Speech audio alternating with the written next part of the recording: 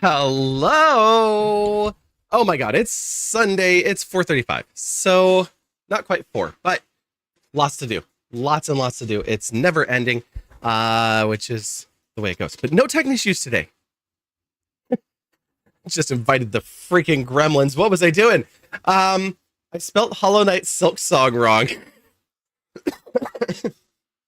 You're not wrong. Are you over watching Rose of Battle right now? Playing through some Silk Song. Just got past the fourth chorus. Did it the hard way. The gremlin was already here. I know. God, if I gave you buttons that introduce tech issues, we would never stream anything but. Holly, hello, welcome. Hope you're having a wonderful Sunday. We're going to play some more Hollow Knight. I am hoping that a friend of mine joins us. I announced it yesterday because we were talking about it. And then I was like, all right, here's the link to Discord. Here's the link to this. I got back and awesome. And nothing yet. So we'll see. I am still crossing my fingers. I'm hopeful that they will be joining us. But regardless of whether or not they're able to join us, we are going to continue on with our fundraiser, with our streams. I did have one change to the schedule. So if you saw on Facebook or Instagram, I did post the schedule for the remainder of the week. So obviously we're going to stream today until 8 p.m. Pacific time. And then we are going to thank you for the heartbeats. Then we are going to stream tomorrow night. Tomorrow night's going to be tech. We are going to be doing a tech focused stream. So to give you a background on what I have done, I have created 2 new scenes or scene collections in OBS. And for those that know, scene collections are where all of our scenes go. And I created one to basically put everything in. And what I've done is we've added new things and done special streams and all of this. I have just continued to build and build and build. And my OBS has become a monster. It was already a monster before I added a bunch of junk. Now it's just bad. So we're going to be going through and doing some cleanup of scenes that we don't use, sources that we don't use, and just getting a bunch of stuff out of here so that OBS will run cleaner. Now, I already have it turned things off, so it's not that they're not or using too many resources, but my computer is still putting like all of my browser sources into a holding cell in the RAM. Now, we have 96 gigs. It's not like we're running short on RAM. I just want to take out as much as I can so that we don't have issues down the road. Especially as we want to add more stuff to it. Which, let's be honest, we're going to add a lot more to it. You would want it to also mysteriously fix the tech issue, maybe put timers on it. I have to fix the bug before it self-repairs. If you do, it removes that bug from the pool of issues. Sammy, that's brilliant. Optimization tech stream. Yes, so it's going to be partly optimization of stream. That's going to be a big part of it. And then the other part is I've been having a side chat with somebody about an escalating effect on, well, for various reasons in OBS. And so we're going to create a very primitive version of it. Ours is going to be like the number 1, 2, 3, 4, 5 showing up on screen. It's going to be very primitive. Mainly because I have not had time to create some incredible graphics that we'll actually use for this. So it's going to be the technical side of it only, but we will have it calculating based on the number of people who show up in a raid so that there's different tiers there. Now, there already is that. There's just some simple ones that you can do.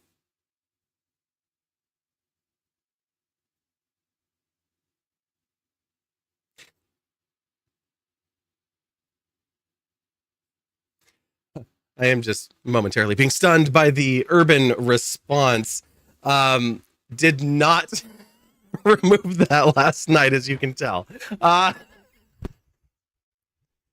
I do need to make the full list of commands. Can I actually get that? Did I put something like that together?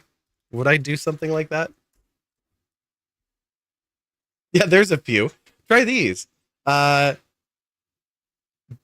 cat, dog, danger, hype, movie, quote. I don't know if all those will work over on YouTube. Oh yeah, save safe word. I don't know if safe word does anything right now. Um, there you go. That one's only posting on Twitch, so I'll have to fix up the quotes. Um, it's rare that my fingers are doing better than my tongue. That was not any better than Urban. I'm like, here, use these cleaner options. Nope. Well, on that note, I should grab my coffee. But no, we're going to do that, and then we're going to do this escalation thing. So it's going to be based on the number of people that raid, the number of times an action is performed with increasing increments, so we can actually set those values, and the hype train levels. So we'll be building out all of those, and testing them just through Streamer Bot, so that we can see how they work and share them with somebody we've been chatting with on the side. So yeah, so that's the plan for tomorrow with the tech side of things. If we get that done, we'll just dive right back into will we go back in? Whether or not we go into the randomizer depends on if we get progress today. This is going to be very interesting. This has been the most baffling randomizer I have ever played. We've fought 3 mini bosses. We've only got left cloak. We have no other progression. We've gotten 4 mask shards. We got the love key, but the door's open anyway, so it doesn't matter. Going through it doesn't do anything, so that wasn't actually progression. We are really, really stumped on where to go, what to do, and because of that, I'm really looking forward to the struggle. I do have to warn you, I haven't had any caffeine yet, so I have some being delivered, and I'm going to go grab a mug full of coffee, and Silksong exists. Bye. Anyway, here's an HK Rando. You understand me. Camera, are you locked? Okay, good. I'm going to go grab my coffee. There were words in that. Uh-huh. So, one moment.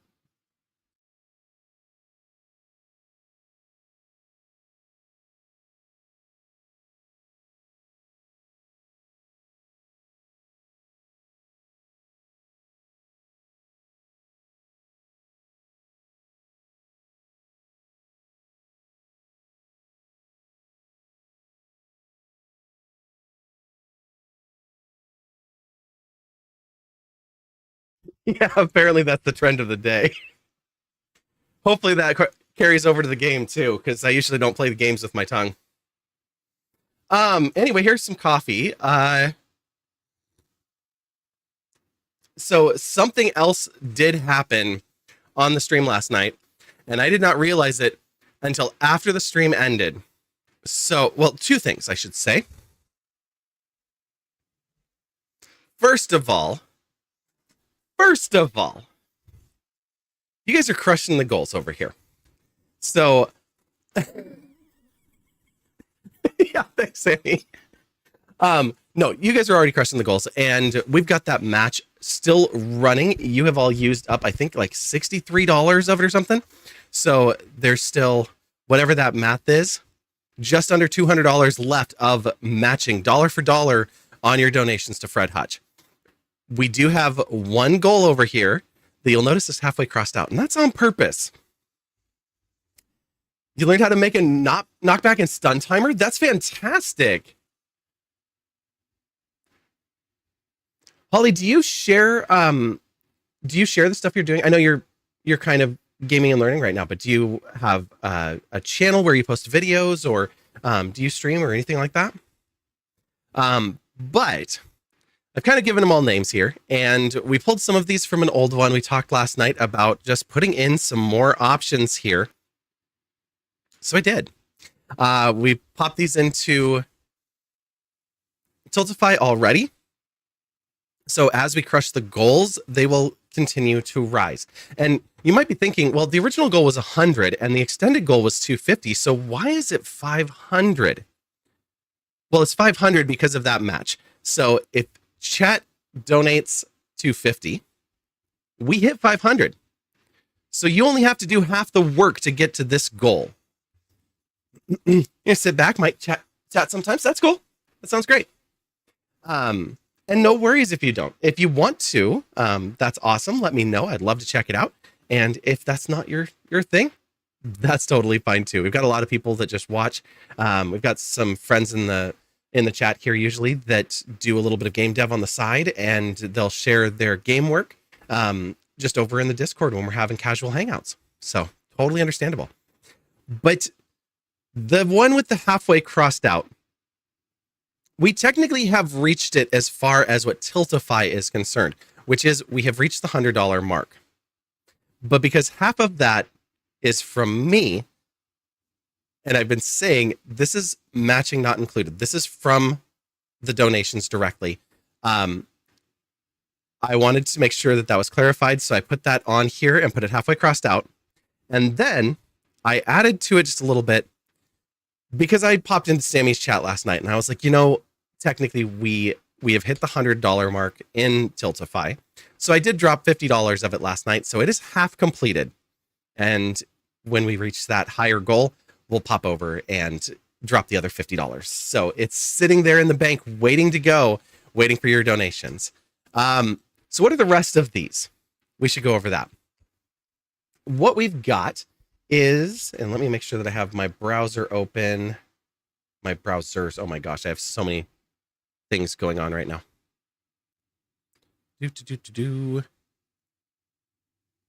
Okay. Great. All right. So chat socials.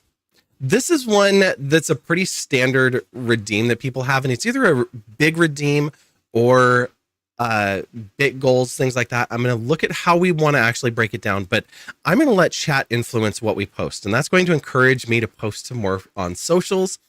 It can be posting selfies. It can be, like, let's be honest, it'll probably be a button that triggers in chat and automatically snaps a picture and posts somewhere, because we'll probably create it with a webhook. We've got Wonderland's War. We put this on here last year. So I have Wonderland's War in Tabletop Simulator. So I think it will allow us to play 4, maybe even 6 players in there. So I'd love to get the community together and have a Wonderland's War night. I have the actual physical board game back there in the mess behind Nika's crate. But I have never had a chance to sit down and play it. And so this one's as much for me as for you. I'd love to play it with you. At 250, so we're already halfway to this goal, we will do a full playthrough of Elden Ring. And I'm not looking forward to that. You see how much I struggle with getting lost and getting my butt kicked in Hollow Knight, in Silksong. You put that in 3D, I don't know. And it looks so slow. Like, mechanically, it looks so slow to me. So I have never really wanted to play it, but it's been encouraged many times. So let's unlock it. Let's torture me that way. And speaking of torture, we'll pause for a minute because Holly got caught. Yes. With her head. Thank you for painting the roses. Bad poetry. Once upon a time, Vi was a poet. Not a good one. I was in my 20s. I was dealing with unrequited love. I was just broken, depressed, and a mess. And I wrote a bunch of poetry. And I actually put it online. And then I was designated Poet of the Month for this website and got a whole bunch of publicity for it. I've never put this in a book. I never will. That's not entirely true. I might put it in a book. I might put it in like an autobiography as like, this is the moment where this poem was inserted. But yeah, so if we get to $300, I will read you my poetry. If you make that to $10,000, let's make it ridiculous. I'll dress as a Vogon while I do it.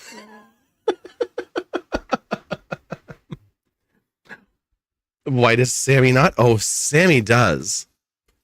Sammy definitely does.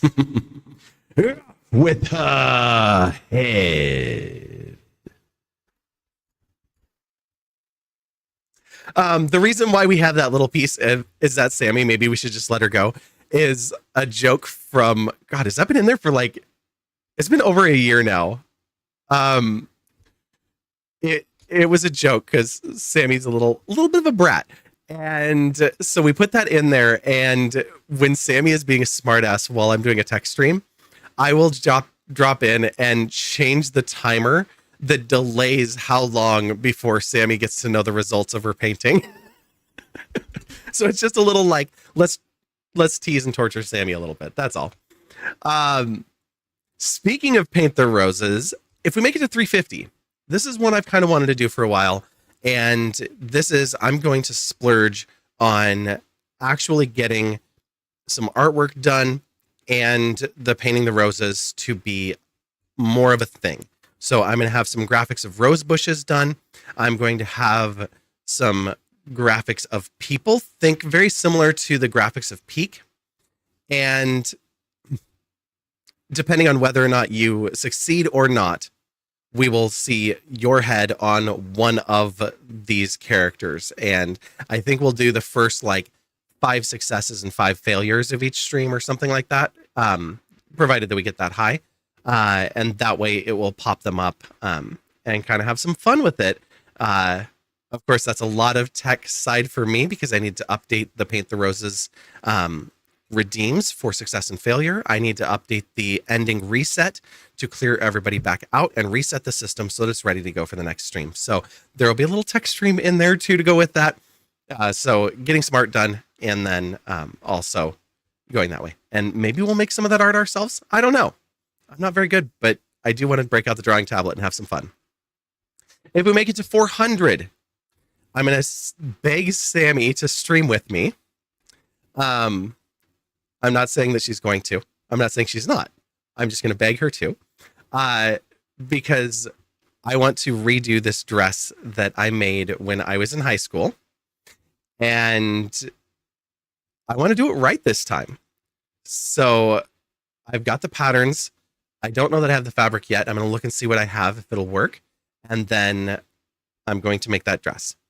If we make it to 450, we're going to revive Cursed Karaoke. And Cursed Karaoke, whew, that is an experience. That is where everybody is given a song that they don't necessarily know and have no way of knowing or preparing for. Somebody else gives them a song to sing, and they sing it on the spot without any time to prep. So it is very, very cursed, but it's also a lot of fun, and we do that as a community, so that'll be a Discord thing. We might stream it, but probably more just Discord. And then if we make it all the way to 500, so if chat raises 250 and takes all of my money, we're going to make the mascot real. And when I say that, that's what I'm talking about. It's going to flip in a second. But we will make this dress, this fascinator. Well, now it's Weasel. But we will actually be making the Violacious mascot costume if we can make it all the way to the end of this goal. So that's what we're pushing for. I already pretty much have the glasses. That part's easy. But I have to make the choker. I have to make the little steampunk accents, the bangles. I actually have a note. Sammy might know this because it's in my private Discord. But I have a note on all of the things that I need to make that happen. And I actually already have the stockings. Do I have purple shoes? I don't have purple shoes right now. I'll have to get new shoes. That's the part that we'll have to definitely buy. But yeah, one white glove, very Michael Jackson. We'll have all sorts of fun. So if we make it to the very end of all of this goal, we will be doing quite the cosplay project. So yeah. All right. I know that my friend has seen the message. Do.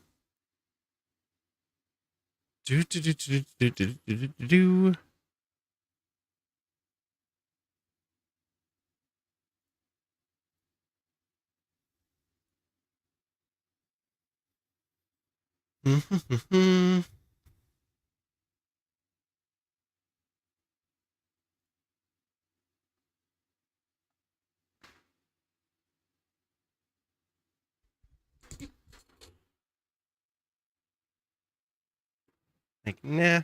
Okay. Do.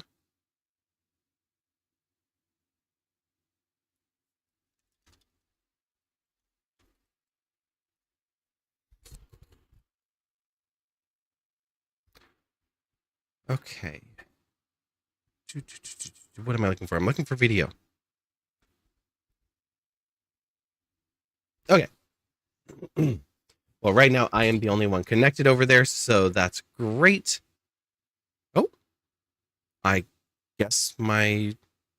Oh, what did they not find? Okay, fine. Well, I'll try a new drink. Cool.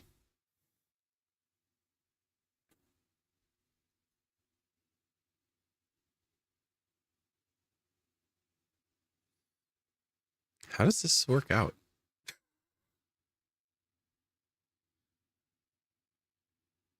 Oh, I wish they hadn't substituted that. I should have made a suggestion to not do so. Oh well.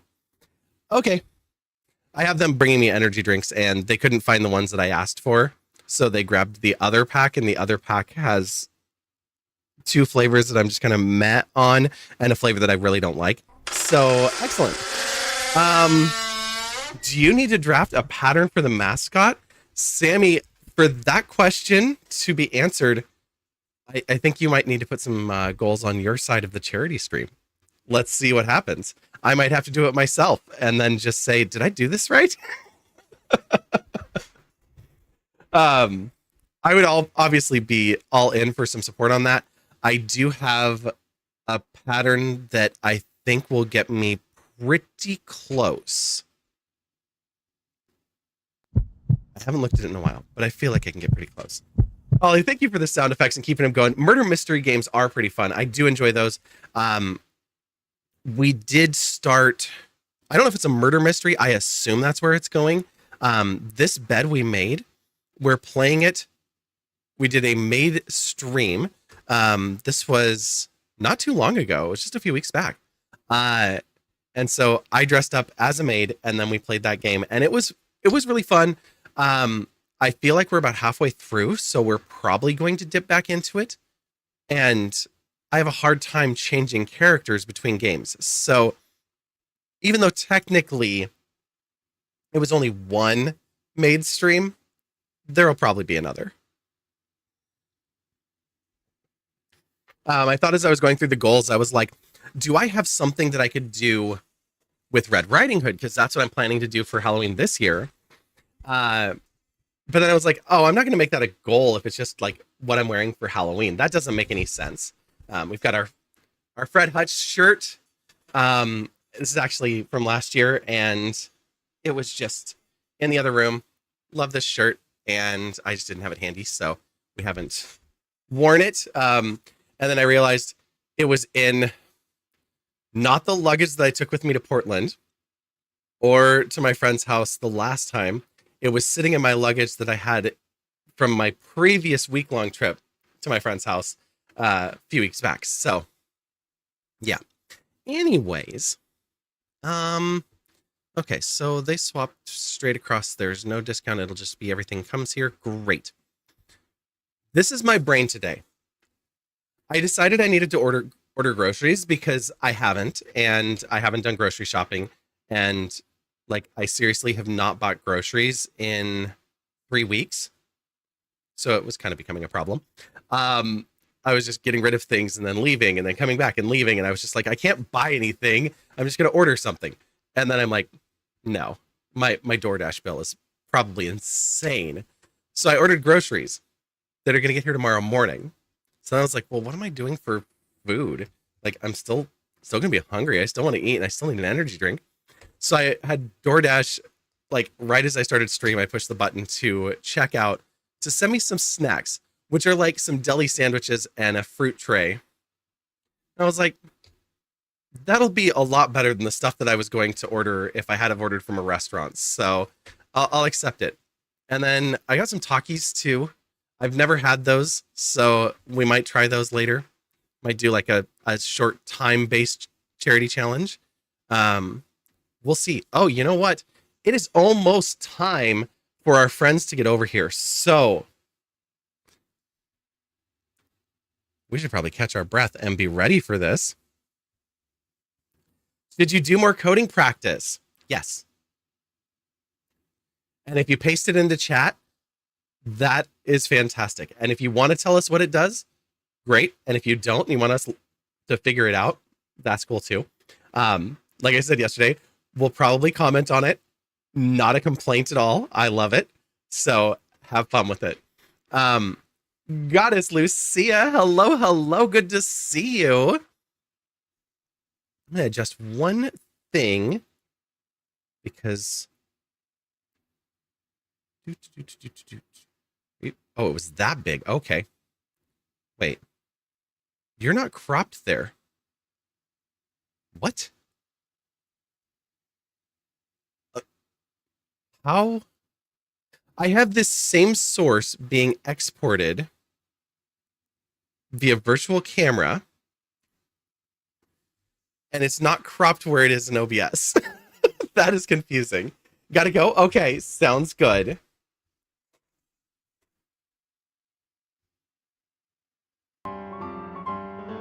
Speaking of our friends, hello, hello, and welcome in Rose of Battle. Oh my god, congrats on beating fourth chorus the hard way. Nevik Link, hello, hello, welcome in. And welcome in for the rating for research. The roses are sprouting here. Oh my god. I absolutely love this.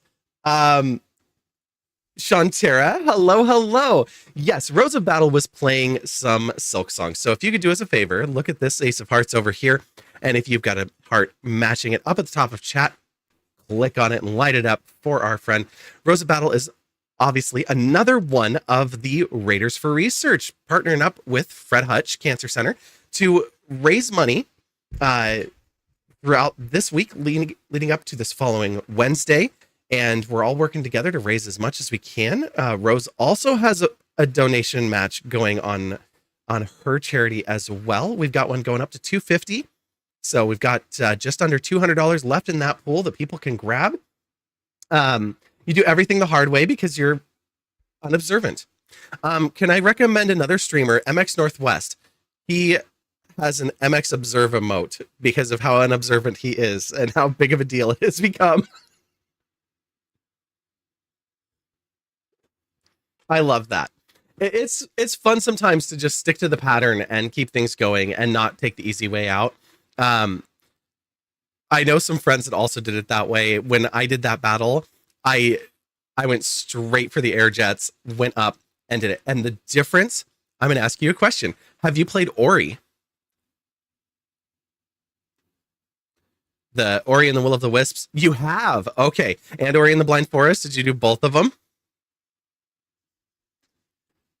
What I have noticed is I look at Silksong's gameplay a lot more like I did Ori, and it makes me think about the environment and the tools and all of the different skills and experiences very different to how I looked at the original Hollow Knight, which, as you might have guessed, I kind of love.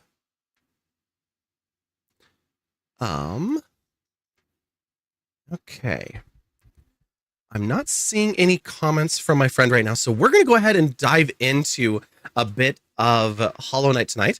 For those coming over for the first time, I'm Violacious. Most people call me Vi. Skywalker, hello, hello. And Goddess Lucia, I am doing wonderful. It is kind of feeling like it has a touch of Ori in it. Absolutely, yeah. Something that I did not expect, and I absolutely love it. I was such a big fan of Ori. The emotion in Ori, like, completely ripped my heart out. And in Hollow Knight, it's like, it hit, but it didn't hit like that. So I'm really enjoying the storytelling so far, and I'm excited to see what happens as we get farther on into the game. I'm just a little bit ahead of you, so I'm not going to talk about Silksong, and we're not going to play Silksong today. Welcome in, new friend. We have anonymous follows, so if you're lurking, feel free to keep the lurk going. Yeah, we do all sorts of variety here. We do different kinds of games, from Sims to Hollow Knight to Baldur's Gate. We do a little bit of technology, mainly focused around streaming technology, where we build custom solutions for chatbots and OBS integrations, things of that nature, just to have some fun. I'm a over 20-year developer doing software, so I have a lot of fun with that. Hi, Shri. Oh, you didn't know this, but the queen is on a roll tonight.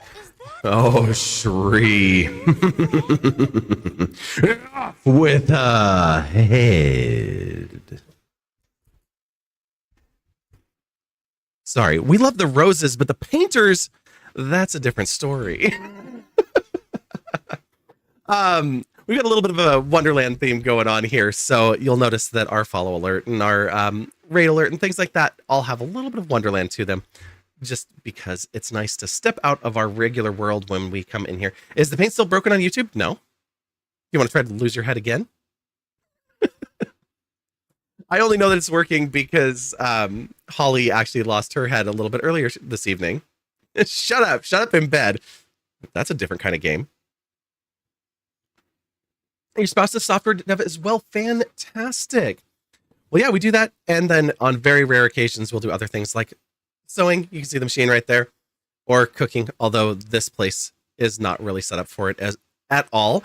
And chat unlocked a new thing last night. I was starting to talk about this earlier, and I never actually got to it. But this little red block above my head here is part of my workout bench, and chat unlocked crunches. So starting on whatever stream comes after Wednesday, once this is done, we're going to add a redeem where chat can actually add crunches throughout the stream. Oh, Skywalker pops in, breaking the streak, but that's okay. While Skywalker's getting away, Shri indeed has lost a second. Like a Hydra, she comes back for more. With a second head. Thank you, Shri. Thank you all for painting the roses. Yeah, let me get the game loaded up here. We're going to start playing. I might have a friend joining me in like a half an hour. That was the plan. But he might have misunderstood because he hasn't clicked into the things where I thought he would be clicking into. So I'm just going to keep an eye on those and hope that I hear from him soon. Make sure he didn't text me or anything. I don't think he did. Nope. Okay, cool. You're satisfied with one head loss. You greedy. I am staying out of that one. Oh my God. Hello, Nauseum. Well, welcome in. Let me pop over to the game. I'm going to get this all up and running here, and I'm going to try to hide my computer because, you know, we're only running a million things. I have like Photoshop open with media kits and promo images and emotes and all of that on top of everything else that I normally have open. We'll just see. You posted something in the music channel. Ooh.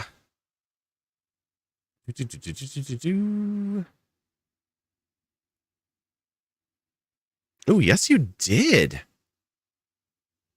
New song is officially out from Isla Nanette Inc. I probably butchered that. I Haunt Myself official video. Okay. Well, I have something to check out. That'll sounds like fun. I need to post a bunch of playlists. I haven't posted anything since the Bollywood list, so I'll need to get over there and post a bunch myself as well, but that sounds awesome. Let's go ahead and check what she says about it. Okay. Hang on. We'll read this while we're here. My new song is officially out, and here's the music video. It is made to look like a 90s FMV game. Everything you see is running in Unreal. Working with video files in Unreal should be easier. Anyways, check it out. I Haunt Myself now on YouTube and streaming everywhere. Okay. You know who else does that? And she's a cool trans musician. Love that. So hi, I'm playing games, streaming, have about 88 tabs open in Photoshop. But anyway, here's an optimized OBS stream. Sammy, how can you call me out like this? I mean, I kind of called myself out on it earlier. I said I'm going to do an optimization of OBS stream tomorrow because my OBS has like all of my stream stuff and then a bunch of recording stuff and a bunch of like offline, just like hanging out with friends, doing a movie night. That kind of stuff is all in the one scene collection. I was like, I opened it up and it is using so much RAM just to hold all of the OBS stuff that's waiting to be activated.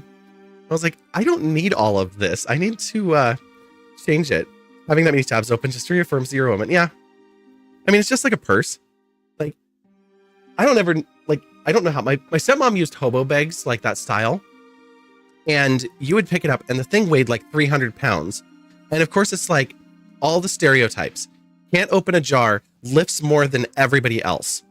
It's like, what do you have in there? And she's like, well, what do you need? And it's like, I need a hammer. And she's like, okay, yeah, here you go. And it's like, that's a 5-pound sledgehammer. Like, how is that in there? And the straps are holding. It's like, I don't know. It's just in there. It's like, okay, well, I need a Band-Aid. And she like pulls out a whole first aid kit. So like, I got used to this. And now I carry mine around. And oh my God, it's the same thing. Like, I carry the first aid kit. I carry the makeup. I carry like extra stuff for Nika. I carry stuff in case it comes up with the kids. Like snacks. It's just like whatever I need goes in there. And I don't even look to see what I've put in there before. It's just, oh, I'm getting ready to do something. I'm going to add more to it. It's not like it's that big. I got it to hold a tablet originally. You just keep your TQ around. You're just that kind of friends. Well, there you go. You really need to close a lot of browser tabs. Well, as you can tell, none of us here are judging or have any room to. Like not even a little teeny tiny bit. Let me get into the game here. And then I'll show you what we have going on. Yes, resume. Whoops, I backed out. That was the wrong button.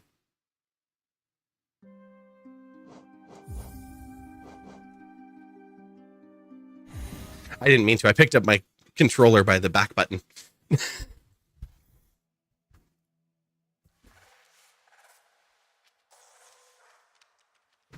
All right, there we go.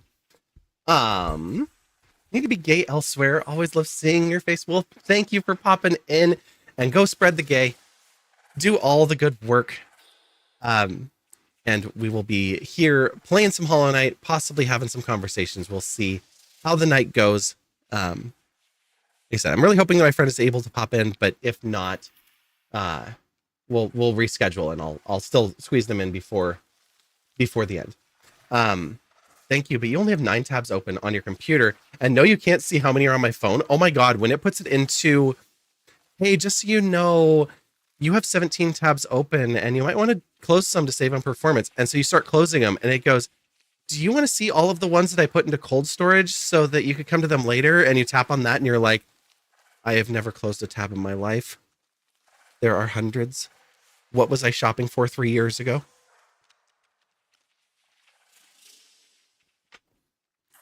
I don't speak from personal experience at all. Okay, so we've got Hollow Knight here, and to go along with the charity, we are running crowd control, which you will see way over in that corner there if you're on Twitch. You can get 50 free coins to mess with us. You can do a lot of actions for 50 coins. So from healing us to hurting us to summoning Pure Vessel and making us run like hell for our life. Yes, I'm a tiny little hornet. There's actually multiple. This is the Daughter of the Stars. So it's Hornet, but it's Hornet in blue. There's also Hornet in her classic color, but this one's a little more sparkly. Activate session, it should be, but let me make sure I didn't. Damn. Fair. Now the crowd control button is working. Now you can claim your 50 free coins. And if you donate, you get 1 coin per penny that you donate. So if you donate $1, you get 100 coins. It's easy, she says. I am never going to live that down, and I'm so glad about it. But what are we actually doing in the game? This is where it gets tricky. So we have the whole map. Well, not really. We have bits and pieces of the map. We are playing a room randomizer and an item randomizer, which means that everything is wherever everything ended up. That could be anywhere. Did I get...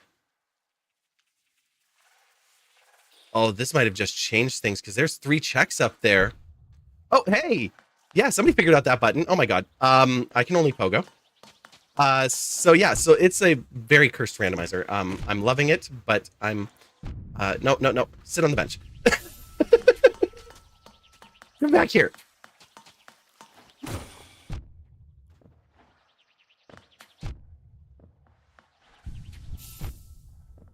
Yeah, just knock me off the bench. I was comfy, it's fine. Got it. So there you go. That is exactly how you crowd control to mess with somebody. So in this randomizer, despite all that we have opened up, I have managed to find 1 vessel fragment, 4 mask shards, and some items. Our cloak is split in 2, so is our claw. So we can only fly to the left. We cannot swim. We cannot go. We don't have tier. You have to go out. Sounds good, Sammy. Have fun. We'll be here for a few hours, you know. So hopefully, if you're back, we'll see you again. And if not, we'll see you later on. But yeah, so now I know where I'm going. If I'm going to the cliffs, and up here specifically, bench at Hidden Station, stag to Dirtmouth, room, stag to Dirtmouth, go to stag station left. I'm not sure this is actually reachable, but we're going to try because it says that we can do it. So let's give it a shot. It's telling us the bench at Hidden Station. It doesn't actually matter which bench we go to. It's just asking us to go to a stag and use that to get to Dirtmouth because the stag door going out of Dirtmouth is what we need. So I just picked this one. All right, we don't need any grubs. But yeah, we haven't even found progression on our nails. So we can't get attack left, right, or up. Those are all checks that we have to find somewhere in the game. We were doing the math last night. I think there's about 50 or so checks right now that we actually need. And this little arrow is helping us to get where we want to go right now.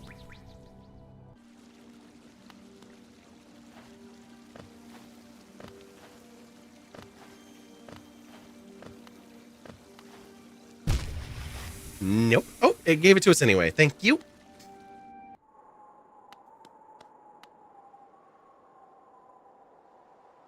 Wait.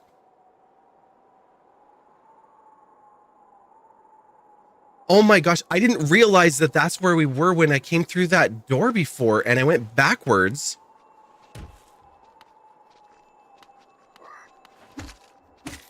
That explains where my brain was last night. Oh, did I just get gravitied?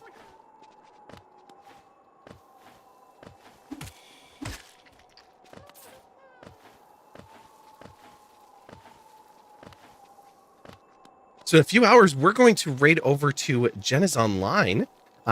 Jenna's Online is a friend that we made through the Women's Guild, and she's a fantastic streamer. She's actually hit her initial goal. She's obviously another raider for research. And Howling Cliffs map. Okay, nothing yet.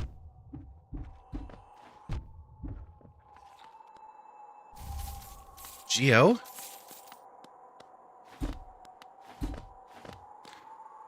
Not the most helpful. We do have a few doors here, though, so maybe we will find something. Is this randomized? Skywalker. This is extremely randomized. Oh, I love Hollow Knight. We've played so much of it. This is the first time that I've actually played a room randomizer. I have tried to play a few of them before, and I wussed out. I made myself sad, and then I went, no more. I have unlocked all of that map, and I have unlocked nothing. It's unbelievable. I have never made it this far. I feel like Colette would be very proud of me right now for continuing to go. And That's what I just think of is I'm like, do it for Colette. Because she doesn't give up ever. Okay, well, we are opening up a lot more spaces. So is this... Nope, not the fungus. This room... Okay. We're just trying to figure out, like, wherever things go. And it's weird, even when you recognize a room, since it's out of sequence, you don't really recognize the room. Oh, I know, Cloth. You are so brave and so strong. Oh, look at that. Oh, it's so pretty. Come on. Be the checks we've been waiting for.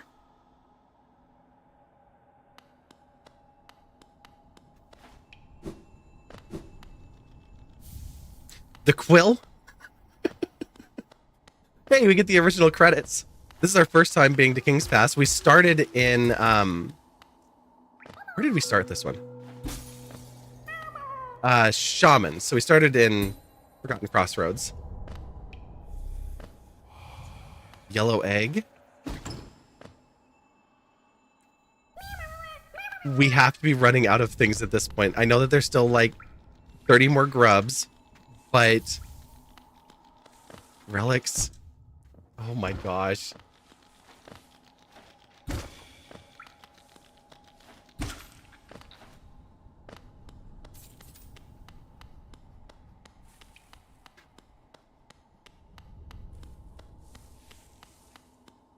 So unbelievable.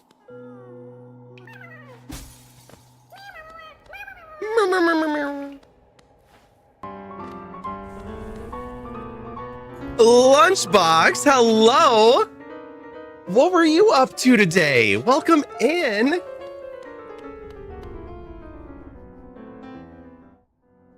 Let's pop over here real quick to say hi to our friend Lunchbox. They are another Raider for Research right here. Were you doing more art? No.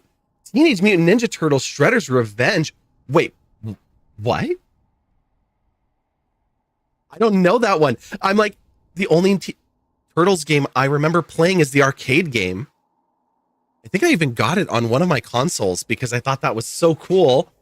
I'm kind of jealous right now. How was it? I hope it was wonderful. Welcome in, Raiders from Lunchbox. Welcome back to the Raid Train. We are currently riding the train. As you can tell, we are raising funds today for Fred Hutch Cancer Center. We've got a matching donation running, so every dollar is going to be doubled until we reach that $250. Hello, Positively Stitched. It was so good hanging out with you today for the quilting. Oh my gosh. Ali and I were talking. We were up so late and then went to bed only to get up. Like, we were streaming and hanging out and stuff. We both woke up for raiding into your stream and we're like trying to say hi, but we were both like, hello, and then sleep and then wake back up and we're still in the stream. So it was like you were plugged in on my phone laying next to me on my bed. And I was just like, I'd wake up and and then as I was like admiring, I would just doze off again. And I was like, oh my God, I'm so tired. So I am so grateful that Sammy was staying up all night and that you were staying up and taking the 6-hour stretch today. I know you didn't finish the quilt, but it was so exciting to see you work on it and hear you talk about how you were opening up seams and doing different techniques and sharing that experience, doing a little education as you went. So special. Thank you so much for doing that and hanging out with Lunchbox yesterday as he was working on some art. It's just been wonderful. I've been talking with others about how cool it is to do raid trains, and we get to meet some other streamers that we might not have otherwise come across on Twitch.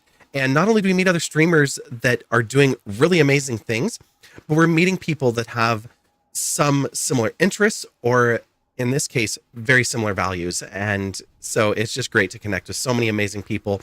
So yes, chat, if you didn't already, give Lunchbox a follow, and let's see if the timeout has happened.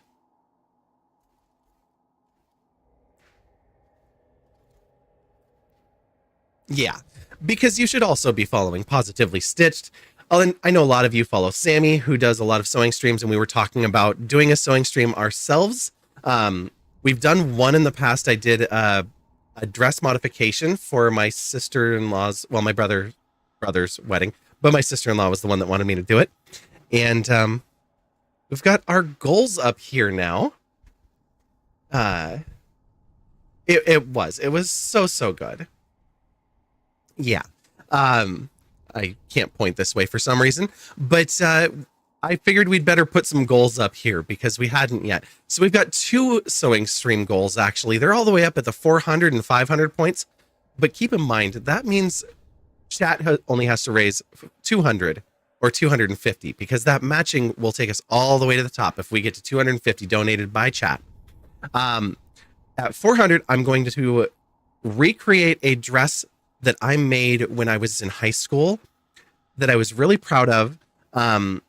A girlfriend of mine in my early 20s accidentally destroyed it. We were out and she was wearing it while we were out for a night, and I was not out of the closet yet, so I wasn't wearing my own dress.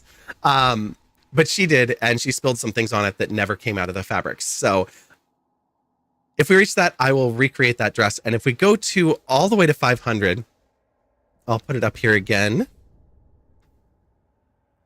I have it in a slideshow, so it's going to show the wrong ones first. This is Amy. This is Weasel. That's Bread and Butterfly. That's our bot. But this is our channel mascot. If we make it all the way to 500, I am going to create that whole costume, head to toe, from the fascinator to the bow to the apron, the whole works, and figure out how to make that actually happen.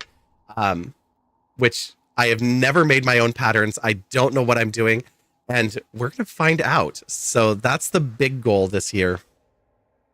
We will see if we can reach it, because I think that would be fantastic if we can, and it would also be a really fun thing to do. But right now we are struggling our way through Hollow Knight. This is a randomizer, both item randomizer and room randomizer, with the cursed nail. So we only have the ability to pogo. We're about 8, maybe 8.5 hours into the game. We have only gotten our left cloak as our only progression, and we have uncovered a big section of the map. So we're finding a few places that are new to us and a few checks. And so the room I'm in right now has 3 checks available, and we are crossing our fingers that one of these checks might lead us to something good. Can you uncurse the nail as well? If I was doing a new rando, yes. Like, I could set it up so that it wasn't cursed, but I have to find the items. So just like everything else, they're in the game. They've been spread out among the world. And when I find them, I will be able to attack to the left and right and not just pogo.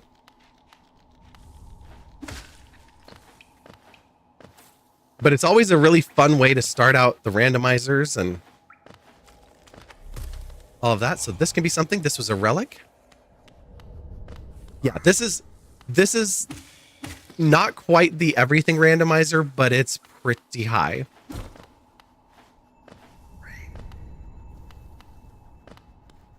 Come out here where I can hit you better. And then hit me. Thank you. I deserve that.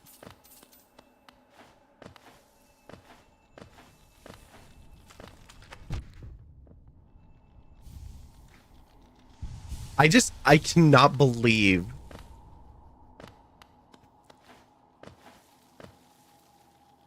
like I have found, what is that? 12 relics, 2 pale ore. Oh, we've got ads. Well, we're going to have one more check here. We can wait for that a little bit. I'd be so rich when I find a merchant to take those, right? Because I did not do Ascendant Charms. So there's no reason to hang on to those. So we're just carrying around a whole bunch of pocket geo, which is great because we've probably lost like 10,000 geo at this point. And it's just so funny because like the King's brand, well, it doesn't matter because we can randomly get into or out of the door for the King's door. So it might unlock it still. I'm not sure. I haven't seen it. The Love Key door I know is open because we went through it backwards. So yeah, it's just wild. We've rescued 12 grubs. I think there's 40 in this game. We haven't been able to find the nail smith, so we're still using zero nail. And you can see there, a blunt traditional weapon of Hallownest. Its blade is blunt with age and wear. Can be swung down. 2 pale ore is great. Yeah, this is a great start. Once we find the nail smith, we're going to get strong. We're going to get rich when we find Lem. And then we just need these abilities and spells and nail arts and to stop dying. Been hit 491 times and died 22 times. So yeah, we've been having lots and lots of fun.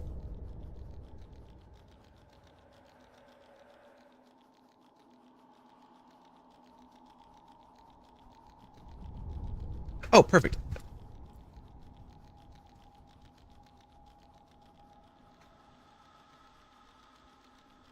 I can see you now. Can you hear me? Fantastic. Let me get you over onto the stream. Make sure you're comfortable. I can hear you great. Yeah. And I think you're probably awesome. Well, this is going to be great because we're going to come right back from an ad break and be able to dive right in. So timing's incredible. Thank you. Yeah, they sent us these last year, along with a little like lunchbox cooler and some pins. It's so cool. Well, chat, you're hearing me having a conversation here that's a little one-sided. So let me bring up our guest because he has arrived. You don't see him yet, so give me just a moment to get that configured and we'll bring you up here.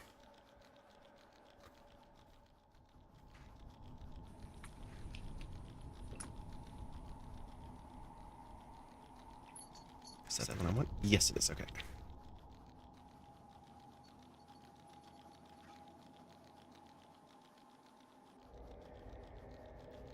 I probably put you back too far.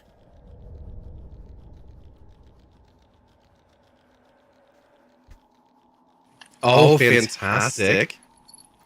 I'm making myself off of the double view because I definitely don't need me on there.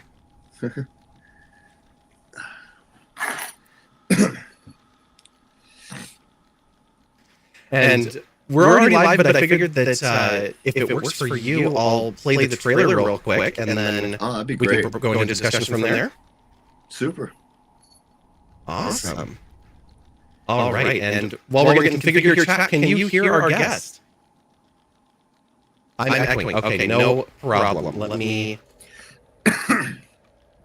make sure that I mute myself.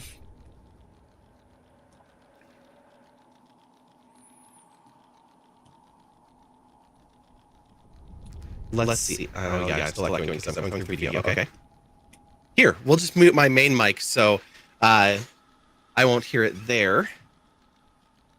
Hopefully that fixed the issue. It's become so powerful, her voice is now echoing. Well, we'll get into that another time.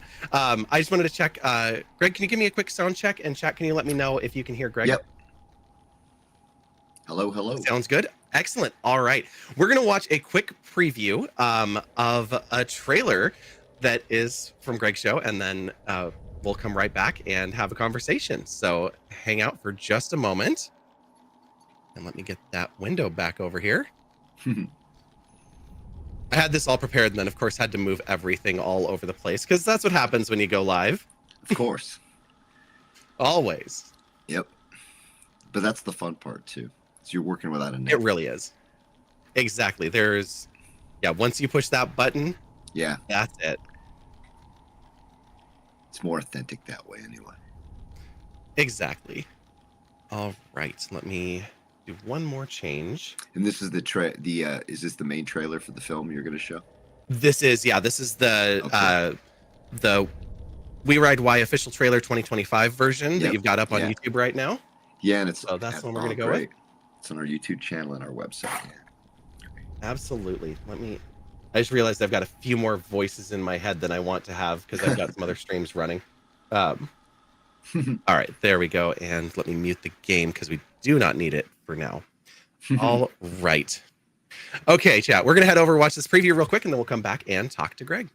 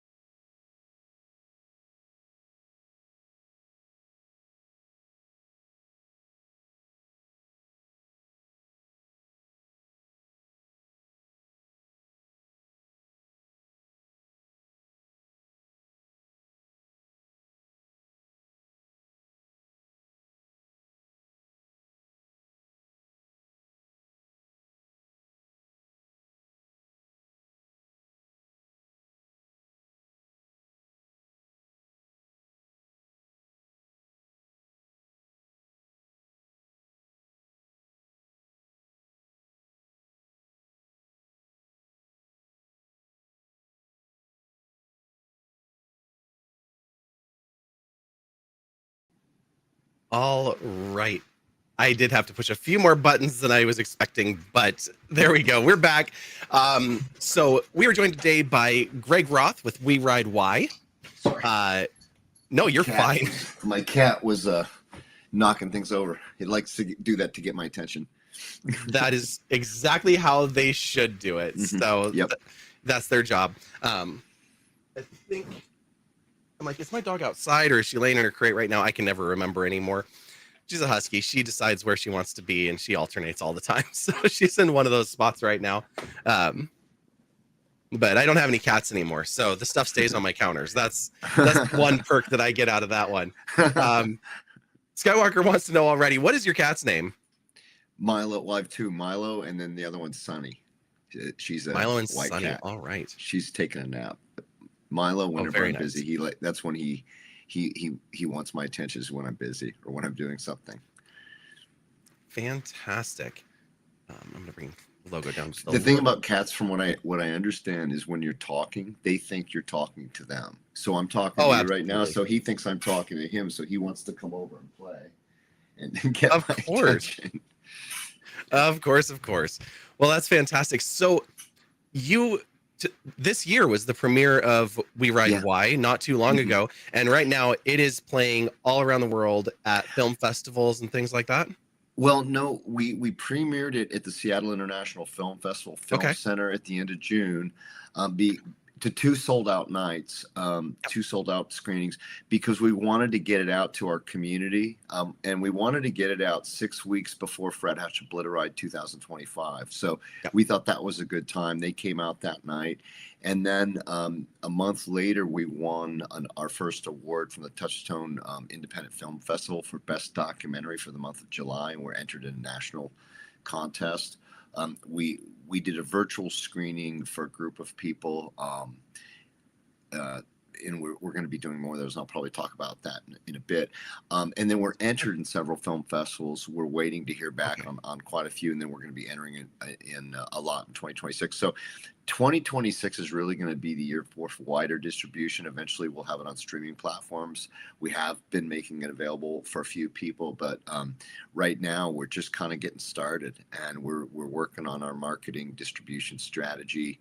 And also, we want to engage others and other partners to help us get it out to the world, because we think the message is really important.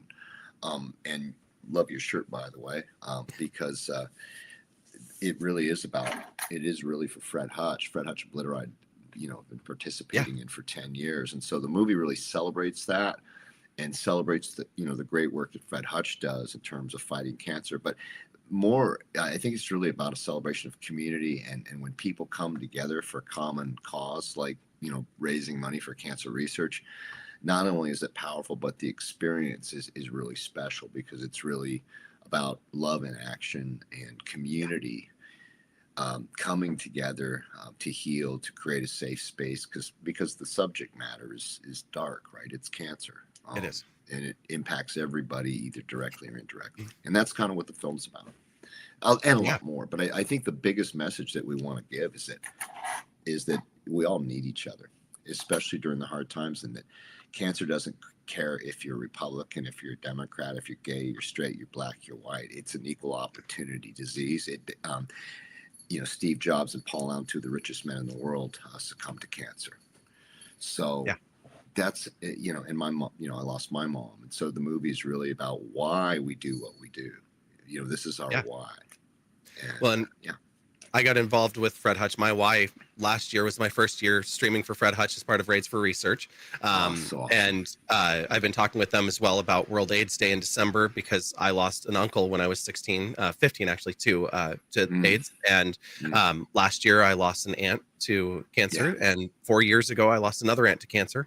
And just 3 weeks ago I lost a great uncle to cancer. And so just that it is something that has affected me all around my life, for every year of my life. Somebody somewhere close to me is being affected by this, and to watch everyone, in my story, and I know in your story as well, we have a lot of loss that has kind of given us focus and given us direction. And there's a lot of people that are here with the Raids for Research team, who are survivors, who are celebrating Mhm.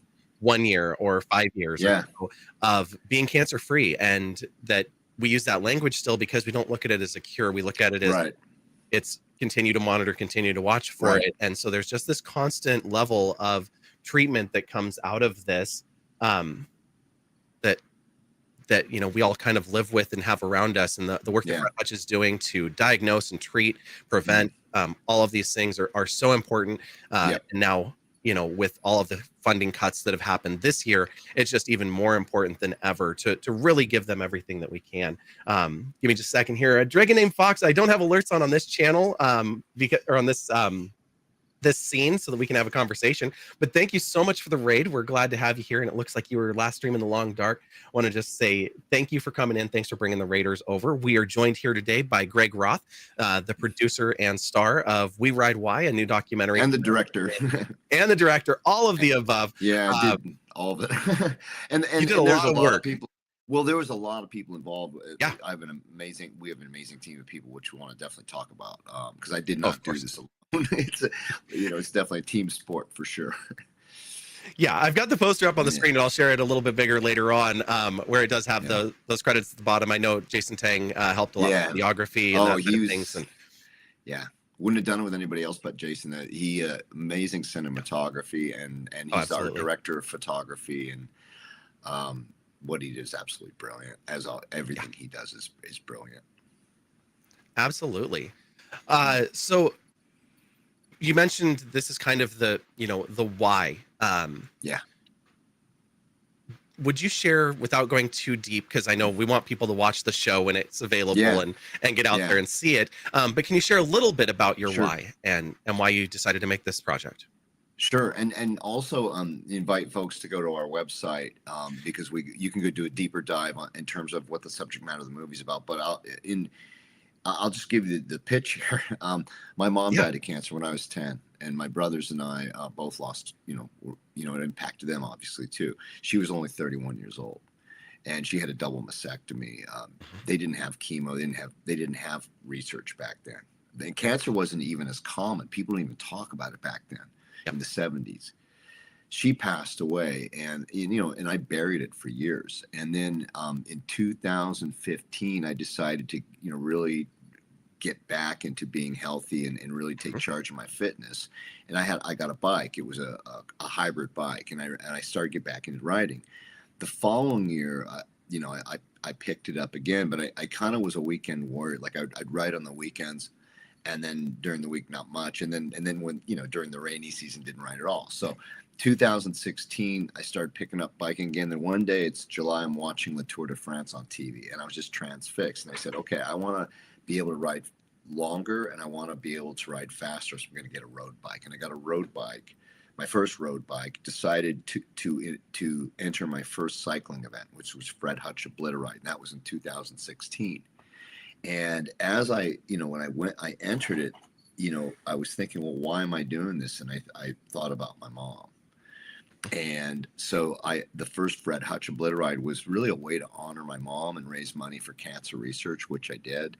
And I discovered this amazing community of people. And this event was just brilliant.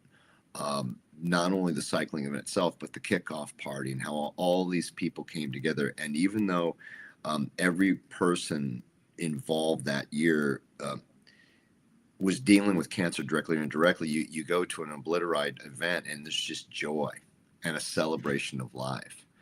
And so the next year I said, well, I want to have a team, and I want to honor two other mothers. And so I chose Jenny George and Ashley Berg. Jenny was a cancer survivor. She had leukemia when she was 12, was told she wasn't going to live, and definitely wasn't gonna be able to have kids. Well, she lived, and she has a son named Atticus, who's DJ Atticus on KXP. Tune in, Oh, and that's listen to fantastic. KXP. He's 30. He's over 30 now, so that was a miracle. And then there was Ashley Berg, who was at stage 4, and she had a daughter who was the age I was when I lost my mom. And so I decided to ride for her. And then on top of it, I said, I want to document this story, because all three of these moms have so much in common. They're very much alike. They all love music. They all just love their children. Um, they're beautiful human beings. Um, and I just thought, like, if they all knew each other, they would all be friends. They would all be in the same tribe, you know? Let's kindred spirits. And Ashley and Jenny did ultimately get to meet each other. And if you see the movie, you'll see their interaction, see them together. But anyway, we documented the story of the film, and it takes place in 2017, Fred Hutch and Blood Ride 2017, and Fred Hutch Blood Ride 2018. So we take the audience back to that period. And it was really, it was bittersweet because it was beautiful because Ashley was there, and then 8 months later she passed away. And we document that in the film, and we kind of, and she tells her story, and Jenny tells her story, and then I tell the story of my mom, and my brothers too as well. They're in it, and really and really kind of, you know, the why is who, you know, why do we ride? And it's for these people we love, but also we ride for Fred Hutch, because not just to raise money, but the people there are amazing. Everybody I've met at Fred Hutch, it's not just their job. It's mission purpose driven work, right? Oh yeah. And that's what I got. Like, I want to be part of that. I want to be part of this community. And I've been blessed so far. I mean, I haven't gotten cancer, but, you know, given the odds, it's a good possibility, right? Right. But I think just being part of this community, making this film has been very healing for me. Raising the awareness of what Fred Hutch does, and this cycling event they put on every year to raise money. And I think this year they're going to raise $10 million. Our team that rode this year, we had a 40-person team. We raised $150,000. Last year we raised almost 100. So the team that the name of our movie is on our jerseys.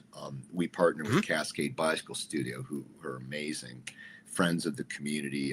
I've been taking my bike there for 7 years. We formed a team and we partnered together, and collectively in the last 2 years, we have raised $250,000 for cancer. And it's part of the story in the movie. It's in the epilogue of the movie. Of course. Because the thing that we want to drive home is there is no finish line, and it's on the poster. There is no finish line to this work. There is no finish line to our participation. You know, even we told the story that took place in 2017, 2018. Well, 2025, we're still doing it, but we're doing it even bigger than we were before. And we honor Ashley Berg every year, and I honor my mom every year, and we shine the light on Jenny, you know, celebrating the fact that she's a cancer survivor. And so this is something that we get to do every year. I made a promise to Ashley. I made a promise to her family that every year she would be honored. And so it's a beautiful way to not only raise money, but to just honor the people that we love, the people that we've lost, and people who are still fighting. Yeah. I love seeing each year when you do Obliter Ride and you post the clip of you walking up to the wall and putting that "We Ride For" and writing Ashley and powerful, Jenny isn't and it, man? All of their names and having that moment. And it is really powerful. And to see everybody else that has written those names up all there. The names, all of the names that everybody that's out there, it's not just people who are coming out and just saying, oh yeah, I'm out here to ride, or I'm out here to run a 5K that's for charity or something. It's like, no, the why is such an important piece. And it was funny when I first heard the name of your documentary, We Ride Why. I was like, I feel like I'm speaking Yoda speak. And then I was like, no, it's worded that way. It's not why we ride as if it's a question. It's we ride why. We're going to answer that. This is the why. The why is why we ride. It's not as simple as just like, that's right. It's not the question. It is the why. It's a question and it's an answer. So right? You know, that's what's so crazy, because like everybody has a why. Everybody has a story, and every single human being is a story. And this is our story, but our stories are not uncommon. Right. I'm not the only one who's lost my mom. My mom is not the only one who's lost her breasts. Ashley Berg is not the only one who's lost her breasts due to a double mastectomy. It's millions impacted. And then the collateral damage, because it's the individual impacted, right? But then it's the people that are around them, their friends, their family. and that loss. Ashley's been gone for 8 years, and that loss is still felt. I still feel it. Oh yeah. And I'm obviously, directed a movie and produced a movie, so it's right there in my face every day.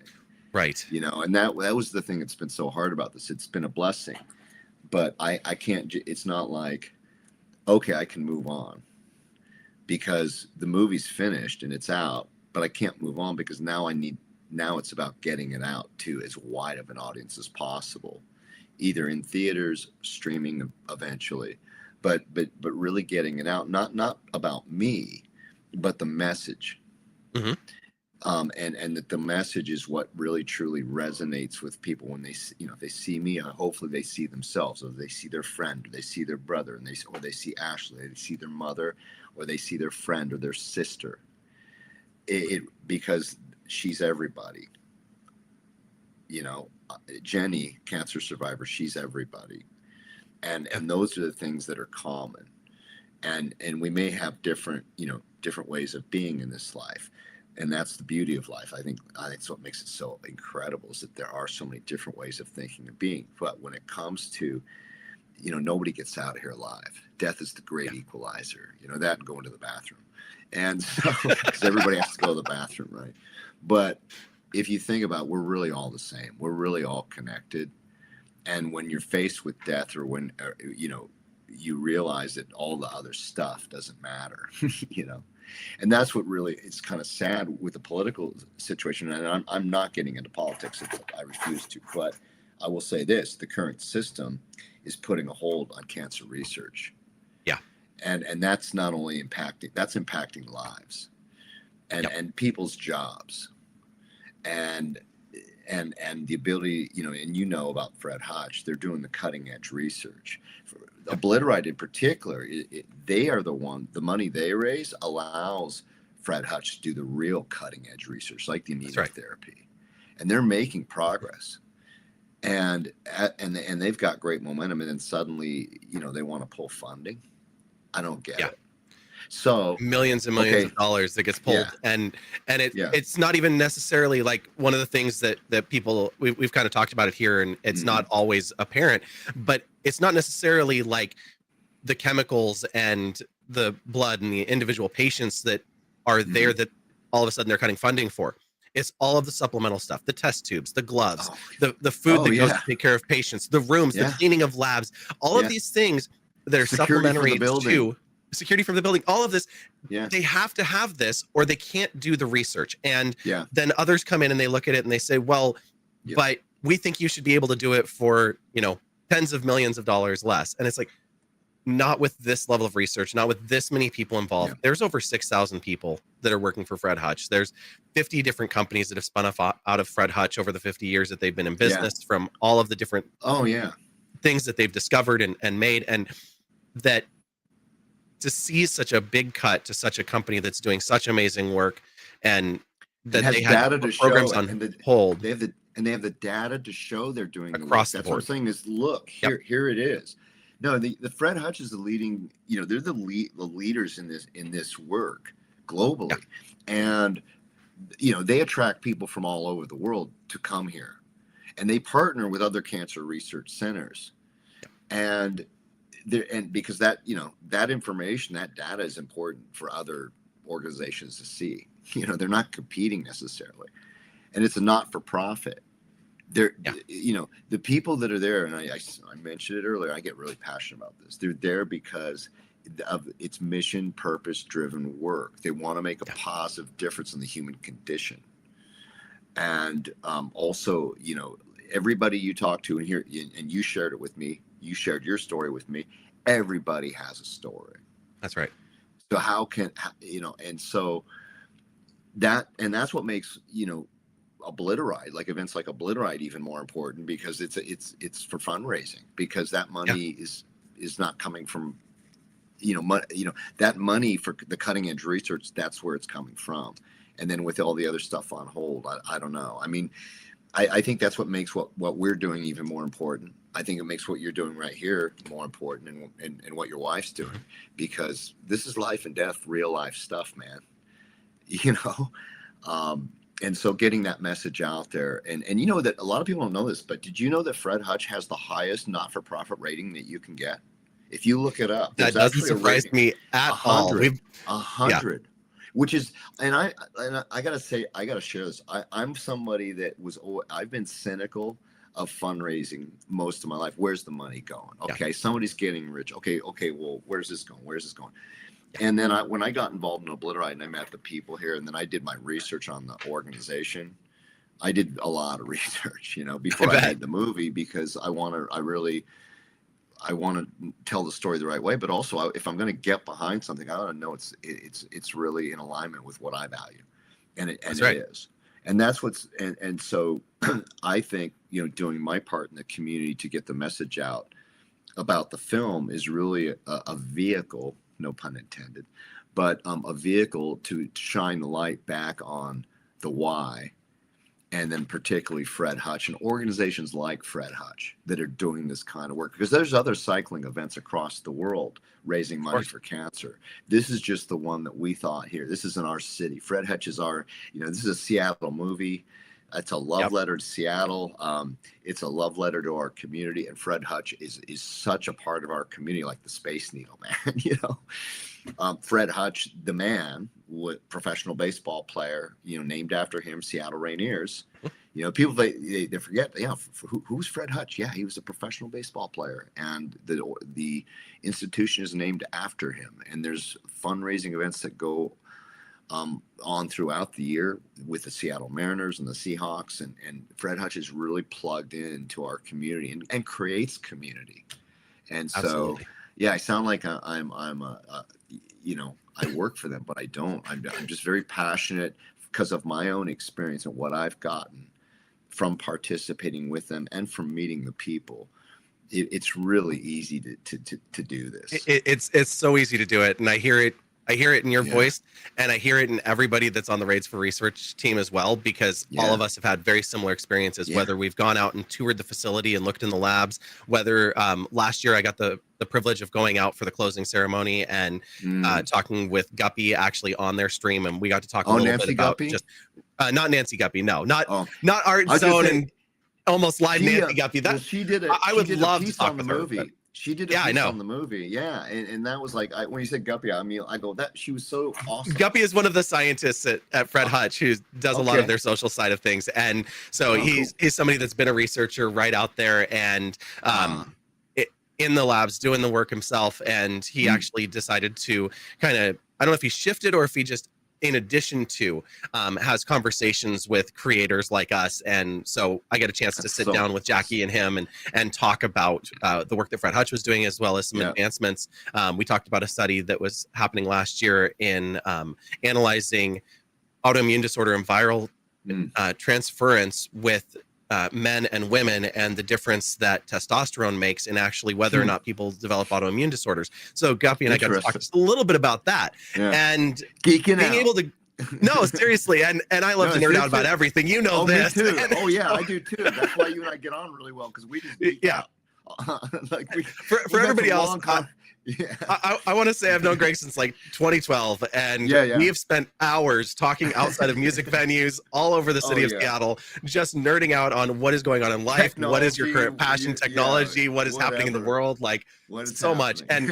And I don't want to keep you, and I do want to talk just a little bit more about the movie, but I Mm, also want to say I'm just honored that you came on today, because it is so fun to put you in the hot seat after all of the shows when you were oh with yeah, Seattle Music Insider and interviewing the artists, and they're yeah. carrying around the camera and your microphone and Yeah. asking all the questions to people, and to be able to put you on the other side of that feels It's really kind of nice. Yeah, it's really a trip, because now, during our premiere, and now I'm, it's funny because now Jason and I are doing our thing, and we've covered artists for years, and he still does, and now people are starting to cover us. But Yeah. but in a good way, because it's really not about us. It's really about the movie and the message. That's how Oh, I of think that course. I see myself as a conduit more than anything. And so or maybe a spokesperson too. Hmm. I'll own that. But that's part of this is not just about putting a movie out, but we want to be able to, have premiere. Like at our premiere, we had Wands there. He's a Oh yeah. cancer survivor. Marco Collins was our MC. He's a cancer survivor. They got up and shared their stories. We brought somebody that I met in the community that was a cancer survivor. She came out and shared her story. What we want to do with the film at these live screenings, and we want to actually go into different cities and different places, even throughout Seattle, and screens. But we want to have a program. We want to be able to show the movie, but we also want to be able to speak into, the topic, and people share their stories, and then do Q&A where people can share their stories and create community within our screenings, which we did successfully. It was amazing.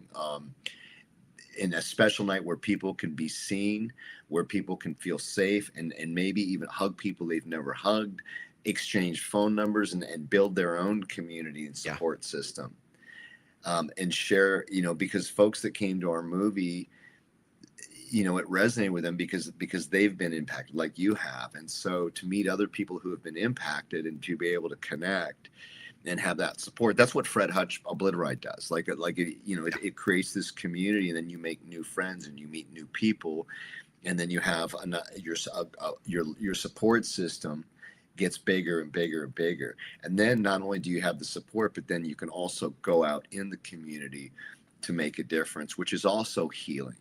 And when you're doing it with other people, it's pretty amazing. Like it's one thing to go out for me to ride and raise money for cancer. And I did that during COVID, Right. Because, but we did it virtually.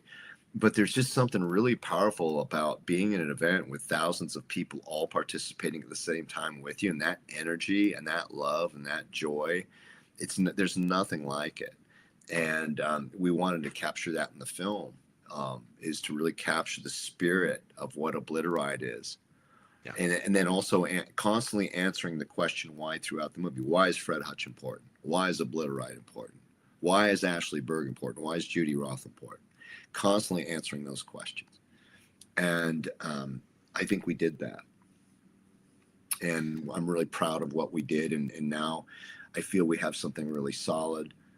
We're going to make a few corrections and updates, but we feel now it's all the energy goes from creating the movie to creating a plan to get it out to a massive audience. Absolutely. And I am really looking forward to it. I was going to come to the premiere, and I was stuck out of town that weekend, and I was kicking myself. A lot of people were, yeah. It was so rough when I've seen all of my friends are going, and then I get the text. They're like, "Are you coming tonight?" And I'm just like, "Oh, I need to, but I'm hours away and I can't make it." And it was rough, but seeing the success of it has just made me so happy. I know how hard you all worked on this project and how long you've worked on this project. I want to say, gosh, I think it was pre-COVID when we all got together at a cycling place to actually do kind of a little Metier pre-party at Metier. Yeah. That's when we launched. No, that's really good. You were there. That's right. Because at Metier in 2017, that's when we announced we're doing this. We had a teaser trailer with footage, and we had minimal footage because we had just started shooting. And it's been a journey. I mean, we started a long time ago, and then COVID hit, and then, Ashley passed away. I had to step away from it for a while because it was hard to relive that, and then also dealing with my mom's death. I mean, this was a therapy session. Making this movie was like it was hard. It was the hardest thing I've ever done. It's also the most fulfilling thing I've ever done. I feel that everything that I've done, including covering music, including my own experiences, in life, good, bad, whatever, everything that I've experienced was meant to happen so that I could make this film. Yeah. And then now it's about, and we're going to have bonus content we're going to be creating. Also, Ashley's daughter was at the premiere, and we're doing a piece of bonus content on her because she's an adult now. She was only 11, 12 during the movie. But yeah, I think a lot of people were out of town. Like, we wanted to get the movie. We promised to have it out this summer, and if we didn't, like how it is in Seattle, people just scatter during the summer. And so so right after Memorial Day weekend, a week after Memorial Day weekend, and 2 weeks after the Seattle International Film Festival, we said, okay, that's the date. it's either, if we don't do it on this date, then we're going to have to wait till after the summer pretty much. So we Yeah. did it. And a lot of people that want to be there, like you, were not able to be there. So we are going to have another screening soon. We're working on it. We're going to have Fantastic. screenings in also different cities, because we now feel it's summer's over. Things are starting to settle down. Now we want to really focus on showing this to people, start, this year, but then also again next year, wider distribution. But we're working on some virtual screenings. Like I said, we had a virtual screening before where we had a screening for a group of people, and they sat at home in their homes all watching it together. Mhm. And it was like on a Zoom, and then we did a QA afterwards, and everybody was on the screen asking questions about the film. But Oh, I love that. I really feel that this is something powerful, that there's something about seeing this in a theater with others Absolutely. that's really powerful, or sharing it, whether it be at home or in a group with others at the same time. And then of course you can watch it alone too, because it's a very emotional movie.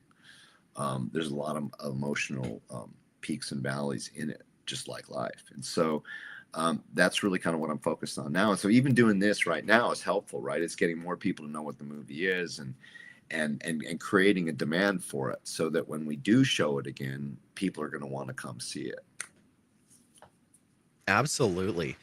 So we talked a little bit about the community and how important it is that this is pulling together community, bringing people together for common purpose or common experiences, and allowing us to kind of lean on each other, and also not just lean on each other for support, but also for joy and for finding that again.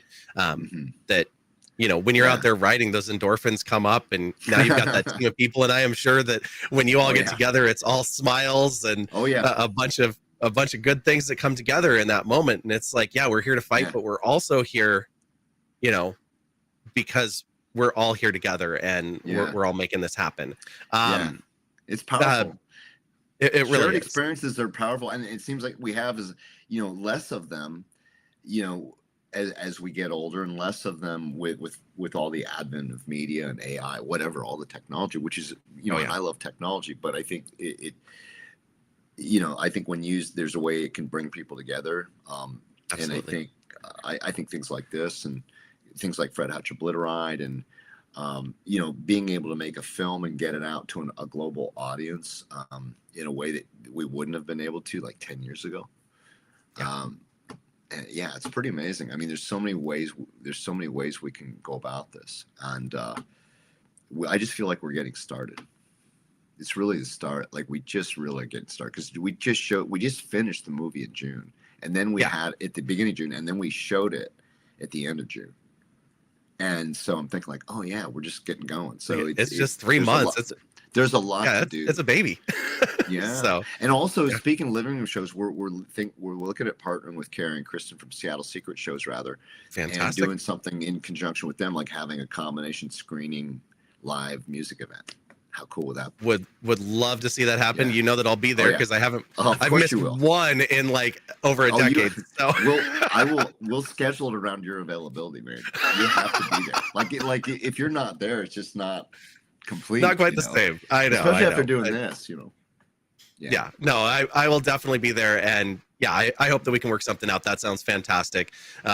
I can think of already a few venues that would be very well suited for making something like that happen. So, let's chat further about that. I may be picking your brain on that too, because that's part of it, is like we're looking at different possible venues. One was I think Fremont Abbey would be one possibility. The Abbey would be absolutely beautiful. Now we're getting into deep into Seattle here.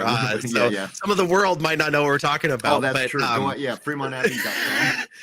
Fremont Abbey. The Abbey is a nonprofit art center. They've got a couple of venues, the Abbey and Ballard Homestead, which is more like acoustic stuff. Fantastic for arts in the Seattle area, especially if you want to see some independent acts, some touring acts, and different styles.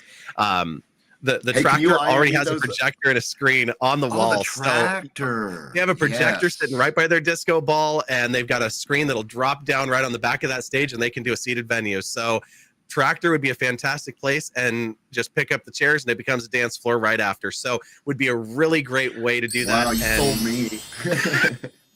Oh my God, who just dropped $100 anonymous? Thank you so much for dropping $100 donation, and that also activates a little bit of that match. So you got $100 of my money going in there as well. So thank you so much for throwing in that donation. Every one of those dollars is going right into helping out at Fred Hutch, and we really appreciate what you're doing Cool. there and helping out with this charity. Greg, I do want to ask, let's give a shout out to some of the other people that worked on this project with you. Sure. Since we're talking about creating that community and working together to create something amazing. Absolutely. So, of course, Jason Tang, he and I have worked together, Seattle Music Insider, and covering shows. And when I decided to do this, he was the first person. There was nobody else I would have done it with, because he's my favorite, one of my favorite photographers, and just one of my favorite human beings. And so doing it with him was a no-brainer, and there was nobody else I would have done it with. And Bubba Jones, who I've known for years, covered his band Furniture Girls. He's a really well-known producer. He's worked with some really well-known folks. He's working on film himself. So brought him in as number one, just a really good sounding board for me, because it's a very emotional project. There's a lot going on. And so Bubba was really instrumental in helping me I would have conversations, and I'd walk away from those conversations with clarity and actions, right? But he's also sound engineer, sound designer. He also, at the end of the movie, there's a song that I actually sing on that I did with Tobias the Owl. That he wrote a song specifically for the movie, and we performed it together. Bubba engineered it. Also, he's our sound designer, so he's making sure the quality control for the audio and the sound was solid. And then we have Andrew Jocelyn is our music supervisor, and so we wanted him to compose all of it, but he's just really busy. He's insanely busy. He's got curation for the Seattle Symphony, and he's like president of the Northwest chapter of the Grammys. Grammys and everything. He's a busy guy. Fantastic. But he wrote the theme music for the theme song that we used throughout the movie, and then also his music is really kind of what set the tone for the rest of the music that our editor chose, because we chose some unlicensed music as well, but we mainly used Andrew's music, and then his guidance in terms of, here's the other thing about Andrew. It's great. He's a great composer, but he's also very knowledgeable in terms of licensing and making sure that we're compliant, that we're doing everything that we need to do so that we're not, it's not going to come back to bite us. And so the DMCA and things like that don't come back to hit you, because I know he's been working in the trenches on some of that to figure out that copyright law and how to protect musicians who obviously it's important for them to have that protection, but also to protect those who use it and license it and use it in movies and things to protect them and the work that they're doing as well that's adjacent to the musicians. So I've really appreciated the conversations we've had on that topic. Yeah, Andrew is really, the thing is not only is he a talented composer, but he's also a source in terms of just, he's worked on a lot of movies, and sound, like I think he does the music for this True Crimes. He does a lot of different ones like that. I have at least one movie sitting on my shelf over there. He hates the movie, but I have it anyway because he's did the soundtrack, and I talked to him about it, and he's like, "Oh, of all the movies you could pick up that I did the soundtrack for."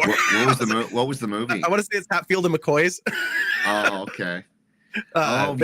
He's done so many different ones, and then he did one of those. He did. I don't think he did like Kesha's latest album, but her most recent going back one album, he did all the strings and composition for that.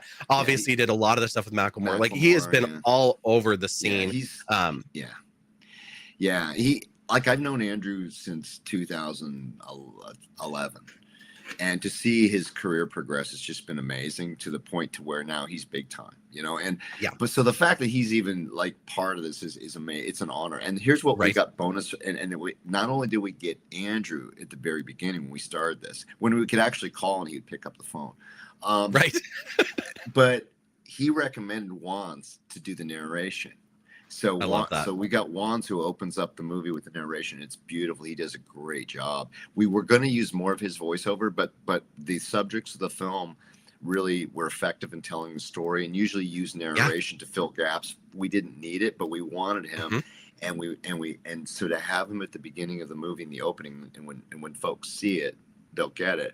but it's just beautiful. It's just perfect what he did. And then Andrew, we got his wife Madison is my story editor, so she and I worked together pretty closely the summer of 2023, flushing out the story before we handed it off to editing, right? Because we needed to flush that all out so that we could actually have a visual storyboard and really flush out what the story was and go deeper into the and there's a lot of stories all connected. It's a multi-layered film in terms of you have different human stories all connected to tell the greater story. So we worked really closely together, and she's amazing.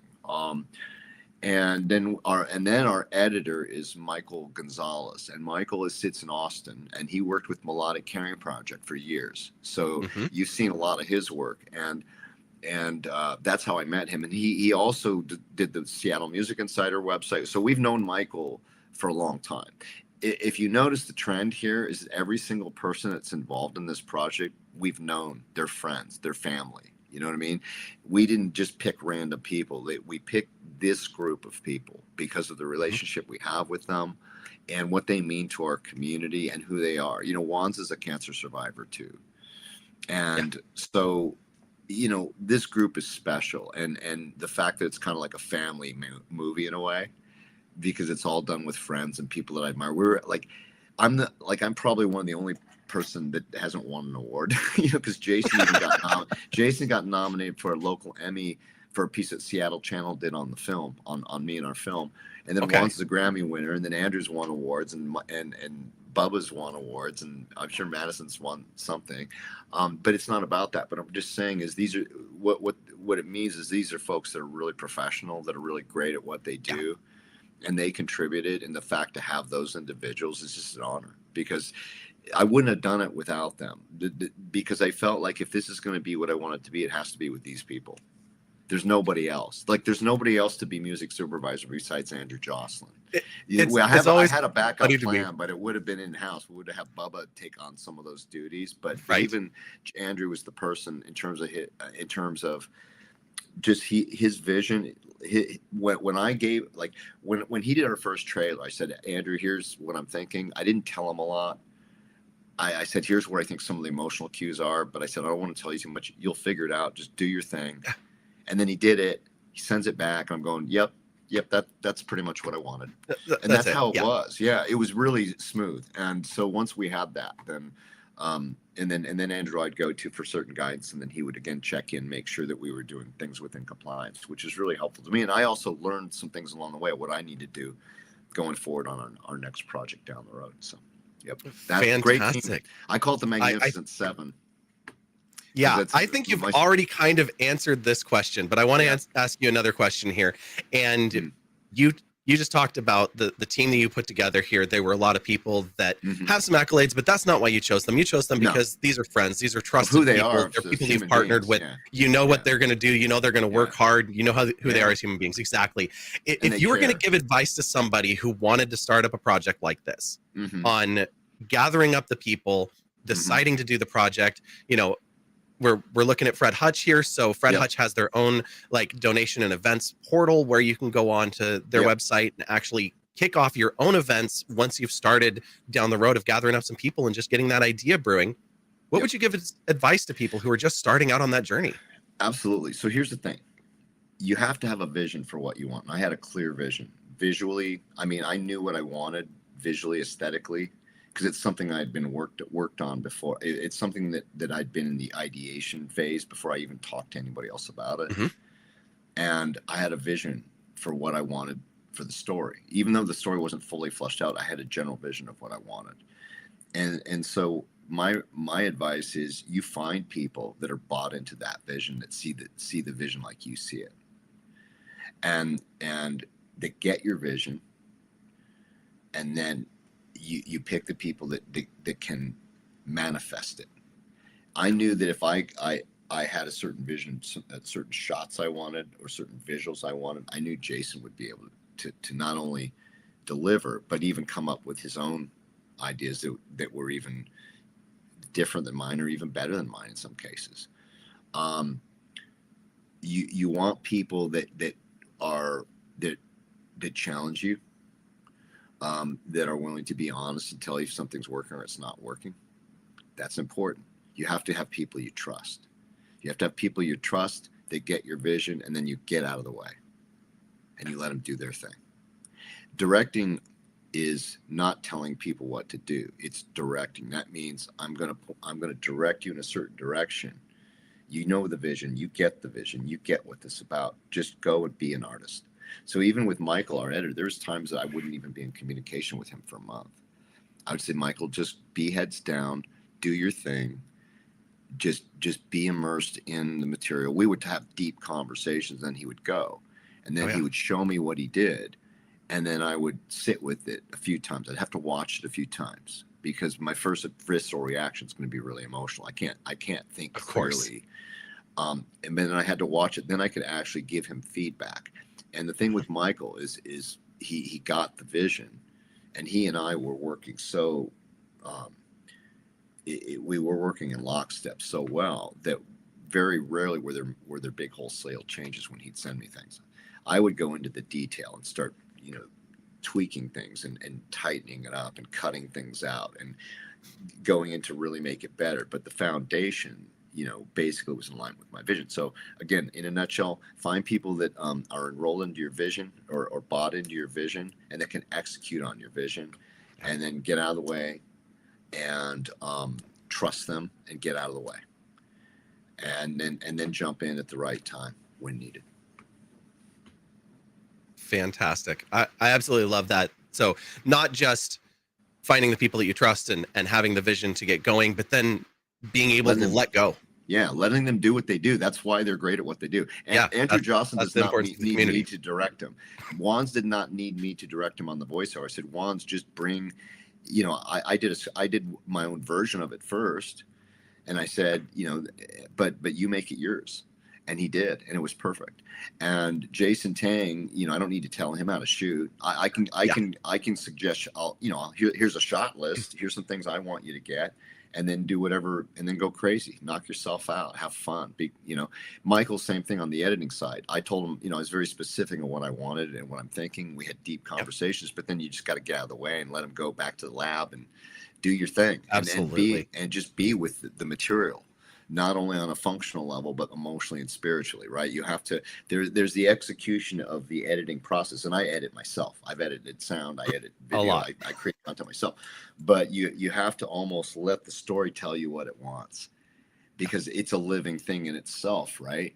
So the story is everything. And I have a saying that I would tell everybody, go, okay, in our universe, the story is God, okay?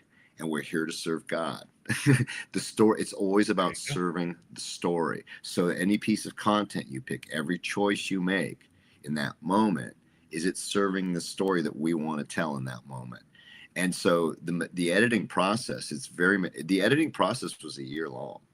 It's very meticulous. It requires hyper focus, and every moment has to count. It's an hour and 10-minute movie with credits. Every moment, there can't be one wasted moment. So you imagine editing 5 seconds, 3 seconds at a time. I can, because I tried to do it and I gave up. I started going, what? Nope, this is too much. I mean, I've been looking at my own backlog, and I have thousands of hours of footage of stream and conversations like this, and some, a lot of it's playing games and things like that. But there are some good conversations, and going through and just trying to even pick apart this into what we would make this into. And if we, I'm just kind of imagining putting myself into those shoes. That would be taking this conversation we've just had, that's just about an hour, and saying, okay, we're going to keep 5 minutes of this. Right. What 5 minutes is the most important? What words are the most important? And then not only what are the most important, but what did we not cover in the other 55 minutes? Right. That is going to give this enough power to actually hold that spot. And it's a lot of work to figure that out. I can't even imagine how much footage you all have filmed over the years. Oh man, hundreds and hundreds of hours of footage filmed over the course of several years. But you just nailed it. I mean, and it gets back to you in some ways you just kind of illustrate. So if this was going to be a movie, or you were going to edit to a 5-minute piece, you would ask yourself this question before you start the process: what's the story I want to tell here? Exactly. And then you pick the pieces that are going to tell the story, but it's always the story driving the choices, right? But to Absolutely. do that, if you have an hour like this, if you were taking an hour of this to condense it into 5 minutes, it's going to be a very meticulous process if you want to do it right, if you want to really nail the story. Now here's the thing. There's going to be editing tools, AI editing tools. I know I'm digressing here, but think about this: where you go in and you tell them, okay, these are the 5 most important pieces of the story here. Pick out the pieces here, and then it would narrow it down to a smaller, and then you can go in and maybe work with it. So, but that's what editors do. So if you take AI, the AI would just be basically, it's like a human being. Just a pre-cut. Yeah, it's a pre-cut, right? And so, but yeah, you get it. Like you understand the process, and so you empathize with the process. So you can Absolutely. imagine taking hundreds and hundreds of hours of footage of subject matter of somebody, like my mom that passed away, home movie footage, and then Ashley in particular, her footage, and then footage of her in the hospital during her last days, that too. And then picking what is truly the best. It's not what's just going to make the story work. What's the best photo? We have 20 photos. It's not just like they all work, but what's the best one? What's the one that's going to make the audience feel? What's the one that's going to really drive home what the story is about in this moment? And that's the thing that was challenging, but also it was really cool. And then when it's all done, I go through it. I probably watched the movie 200 times, and I went through it with it, and I was picking it apart. I was taking things out. I want this photo swapped out. I want this. I want you to cut 2 seconds off of this so it's timed with this. Little things that you do that the audience isn't going to see, that if you don't do them, it's not as powerful of a film. And so that's a lot of what I did after the editing process was complete, is to go in and start really tweaking, and then a list of like 250 corrections that I provided Michael. Then he went and made the corrections. And once all those corrections are made, then you really have a product that's tight, that's powerful, that really delivers on the message you want to deliver on. So again, the story is everything. The story drives everything. And so that when you know that, it does make it easier to get focused and knowing what to work on. And that's the biggest challenge, especially when you have that much footage. It's daunting. I would have days where I would just be depressed because how am I going to do this? Like, how am I going to freaking tell this story? And involving somebody that passed away, how's the family going to react when they see it? How am I going to tell this in a way where the families that sees this, it's going to be positive for them. I got to get everything right. It has to be accurate. It has to be. And the good news is Ashley's family loved it. And they came to the premiere. Her daughter came to the premiere, and her dad. And that was to me everything. And Fred Hutch loved it. We're hoping to partner with them more and see if maybe we can even do a screening for Fred Hutch employees. Would love to have the Fred Hutch community help us get it out there. But well, they were in the chat while we were talking here, so they're cool. They're in on some of this conversation. I'm going to send them the full discussion here when we wrap up as well. So it's going to go to that obviously is the streaming side of things, but they're in touch with the Obliteride stream too, and that's great. It's really a great. It's funny. I live in Fremont, and I can literally look across the lake, and Fred Hutch is right across the lake. They're in my neighborhood. They're part of my community so much. Fantastic. Well, Greg, I want to just say thank you so much for taking the time today and joining me here for this discussion, for sharing a little bit about We Ride Why and the team and the event, and then also a lot about Fred Hutch and as we said, our whys, because that's so important. Without Fred Hutch and without the Obliteride, we wouldn't have a movie, because there wouldn't. That's the. It's really the backdrop, and providing a space to where we could tell these stories. And I think Obliteride does that, and Fred Hutch does that. It's a space where everybody needs to share and not feel like they're alone. Yeah, absolutely. Well, I'm going to share the trailer one more time with everybody as we let you go. And you and I have a lot to talk about the next time that we're standing outside of a venue, and hopefully we find ourselves there soon. And is it? I was wondering. We have a GoFundMe campaign that we are raising money to for marketing distribution for the film and to cover Yeah. post production costs, and then 10% we're donating to Fred Hutch. Is it okay to drop it in the chat here? Oh, 100%. Yeah. Yeah, cool. I'll find it. I didn't even think about that until just now. So is there enough time to do that? If not, that's okay. Yeah, if you drop it to me, I'll drop it into the chat right now. I'm going to be live for another hour and a half. So, yeah, we Oh, can great. absolutely share it here. And then if you'll share it with me when I put up the clip, I'll put it into the YouTube Sure. description and everywhere that we can. So anybody that's seeing this can check that out. Great. Yeah, I'm going absolutely. to drop it in right now. Is there any, like, in the websites, if you want to know more about the movie, it's weridewhy.com. We have a YouTube channel. We're on social media. Come follow us on social media. We update in terms of when screenings are going to be through our social media channels. And then also you can sign up to be on our mailing list, and eventually we're going to have a newsletter. So if you do want to see the movie, or if you want to, watch it from home, we can, probably arrange to do that for you. But I just dropped the GoFundMe link in Fantastic. there. And then our pulled it links from are included here, and I put it over into the Twitch chat as Great. well, so everybody can see it there. And Awesome. I'll be sharing it out on Discord and, like I said, the YouTube and Well, all it'll be that. good to stuff see you too, again so. in person. For Yes, sure. It's been a while. I don't think I've seen you since Timber last year. Yeah. I mean, I've seen you because I watch your channel. It's really entertaining. You're awesome, by the way. So I feel I've seen you, but we haven't seen each other in person. Been face to face in a while. Right, Yeah, virtually. Yeah. But So, thank you so much for this. This is a lot of fun, and I just appreciate you giving us a platform to share the message of and get the movie out. That's really important. Absolutely, we're all working towards the same fight, which is bringing an end to cancer, or at least making progress in this fight and working on it together. And what you're doing is a really big effort towards that, both with the movie and all the writing and the teams and everything else that you're doing. So I really appreciate you taking the time to come over here and spend an hour with us out of your time as well to really, we're all in it together, brother, and celebrate that message. Yeah, we are all in this together, man, and nobody should. The biggest message I want people to get from this movie too is, you're not alone. Nobody should suffer alone. Absolutely. And love can do a lot.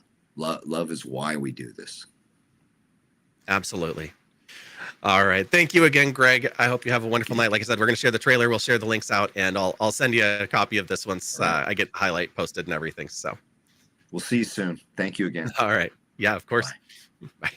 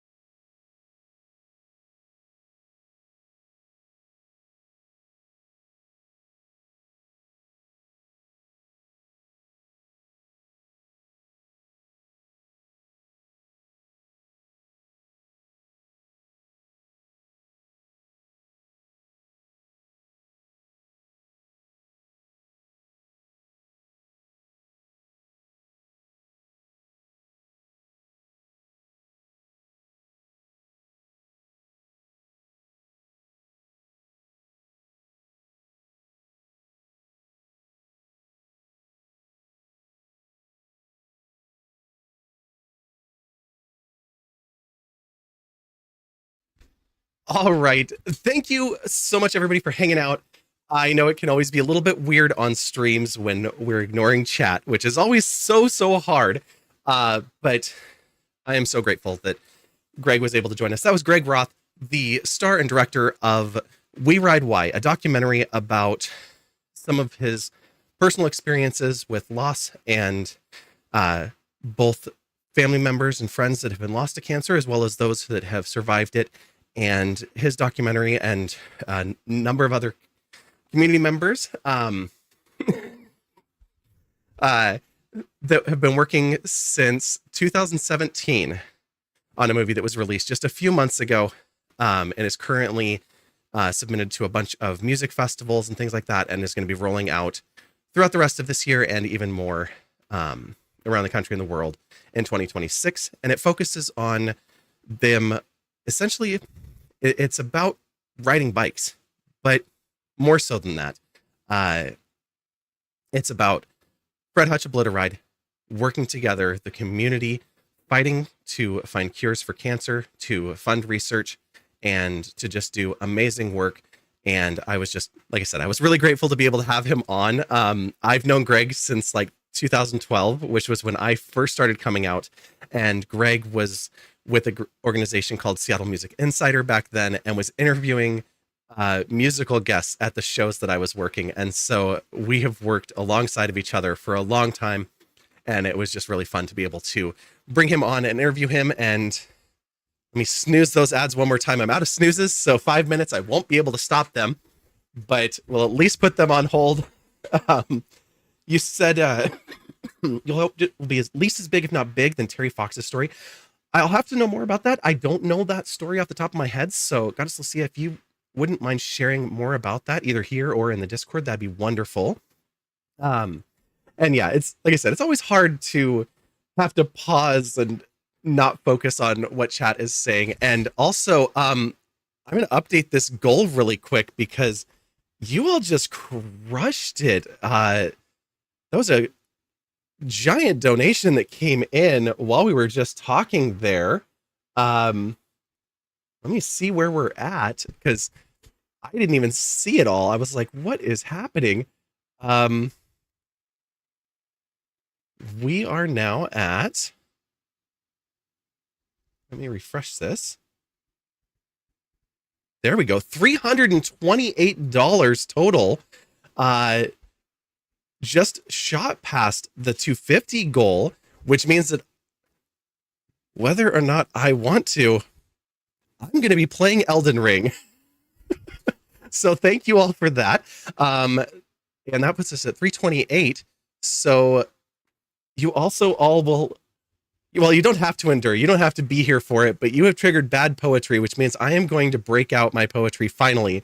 I've been talking about it for years. But I will actually sit here and read to you what 20-somethings me had in all of their feels. So thank you for that. I do appreciate it. I'm joking about it being bad, but it was a younger me. And let's see, that also means we've unlocked Wonderland's War. So we'll be putting together a community night in Tabletop Simulator. And we are actually continuing down. Let me just get this to the right spot here.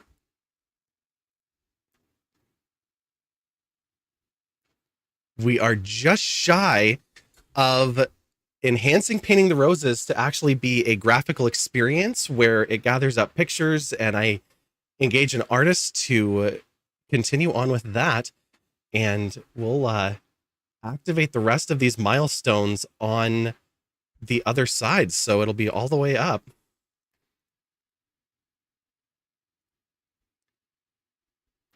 Let's see, Paint the Roses visual is almost active.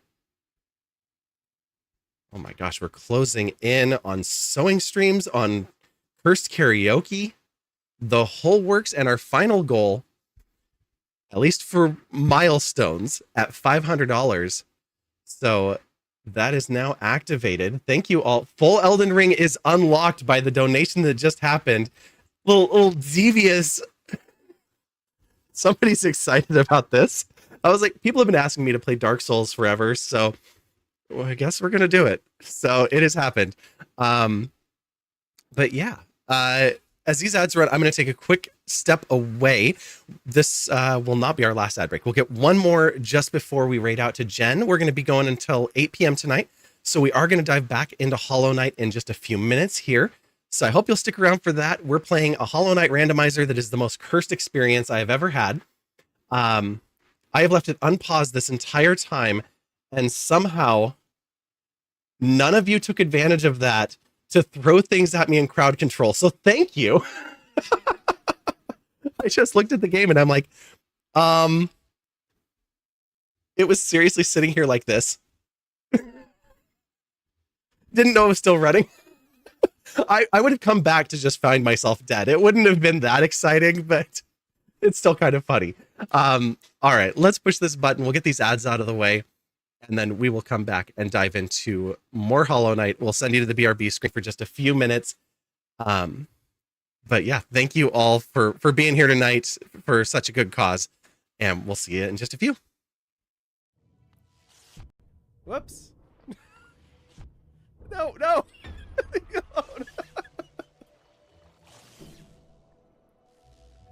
That was one determined little bomb there. Whoa. The camera. This is fun. This is a new effect. Hi. We're dropping frames. Everything's crazy. My power just flickered out. And this might be the coolest effect ever, and I don't think that I could replicate it if I wanted to. Obviously, with the power flickering, everything is struggling just a little bit right now. Did you hear that they found fossils of giant leviathans that once lived in this land? It's true. How many, you ask? Not one, not two, but 3 giant fossils. Just waiting for me to say hello. And it can be yours too for just 3 easy installments of $19.99.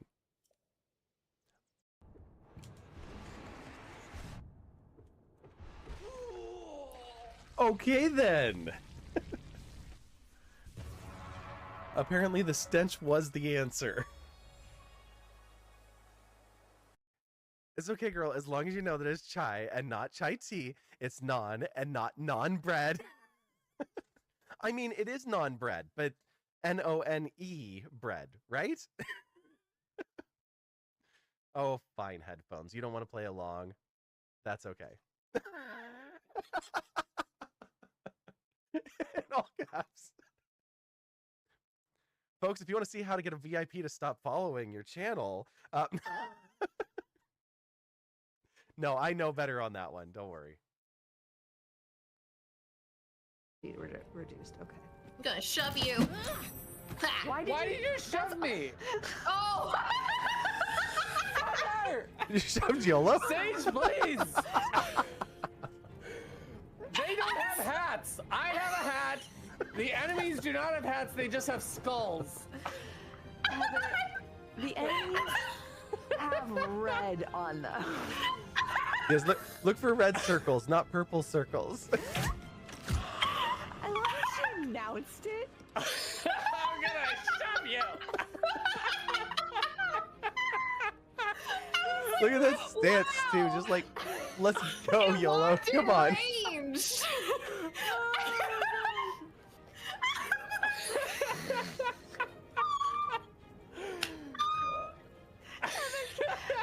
Heather, breathe. Heather, breathe. Don't laugh. Heather, breathe.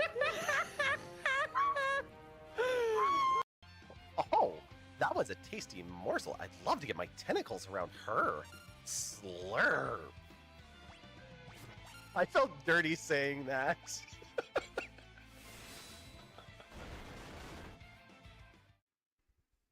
All right, welcome back again.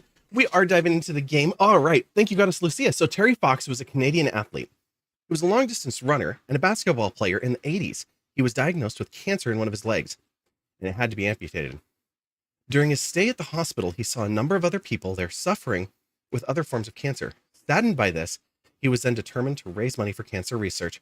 He decided to do this by running across the entirety of Canada, starting in St. John's, Newfoundland. Okay. Well, fantastic. Thank you for sharing. And as he ran, he started to have problems again, and he was once again diagnosed with cancer, but he refused to let it keep him from his goal. And he continued to run until he reached Thunder Bay, Ontario, where he was forced to end his run because of his cancer had spread to his lungs. Oof. That is a tough story.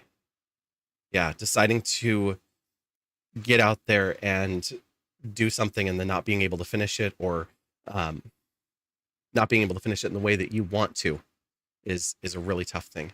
Camera, you want to come with me? Yeah, that's a tough one, but I'm glad that that story is told and is known, and I'll have to definitely check that out as well. I really appreciate, like I said, what I really appreciate about what Greg's story is that yes, he's telling this hard story of loss and suffering and grief, and you could even hear it as he was talking about the documentary. We didn't get a chance to go into it, but the stages of grief are still impacting him. He's talking about, not denial, but that guilt was a constant thing that you could hear him talk about. Worried about, is he the one that should be telling the story? Is the family that's going to be seeing this, is this going to be a positive light for them? Are they going to see it as self-serving? So there's that side, but also while he's looking at the story of his own mother and how that affects him even moving forward. And being trapped in that cycle of grief as he's decided to do this project that forces him to look at it day after day after day. Something where you see the beauty of the project, you see what it can be, but you're also continually going back through that own story, that experience that you had living in that emotion, that sometimes can be pretty tough. And I didn't want to make that interview about Greg's past, and I'm not going to discuss that, but some of those things that we do as we're going through grief are very hard. We're not always proud of those things, and sometimes we have to shut things out and process them later. So like he said, this has kind of been a therapy for him, going through and making this movie and processing those things now in the way that he did. It's just really special to see it come to a finish with this point of the project. And it sounds like they are already talking about not just the promotion, but what's the next project? Where did they go from here? So the team has been formed. They've done an event. And now they can move forward with that. And the other thing we talked about was forming community, forming a group of people. Like the bond that is forming between all of the Raids for Research members is a beautiful thing. We're all working together towards a common cause because it affects us. And because we have this common, I said a common interest or value, but also a common trauma. I don't want to quite call it a trauma bond, but it's close to it. And it's just a strong connection between us all. Anyways, I do feel like we should get back to the game, and let me make sure that it's not muted, because it was muted. And we'll get back to Hollow Knight. Crowd control is still on, so if you have not claimed your coins, you can claim 50 free coins. You can donate and get 1 coin per penny of your donations, so you can gather up as many coins as you want and throw stuff at me. And I can still only pogos, so I'm going to be pretty much doomed by about anything that can be thrown at me. This is another Geo-Rock. I do not understand at this point. Ow.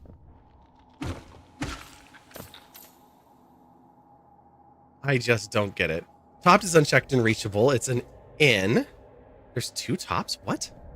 Some of these things that I see in here, I'm just like, wait, how is that the thing? But yeah, those cannot be checked. So where can I go that I can actually check something? Oh, there's another door up here. Yes, let's get back here. So we are going to go to the right. It says tutorial right, so I think that's just out the door here.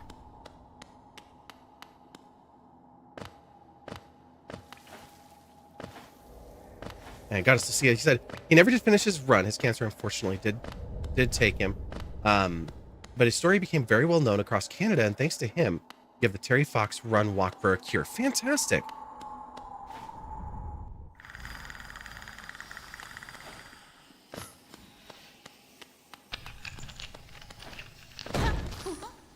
Hi again, Cloth. Bye, Cloth.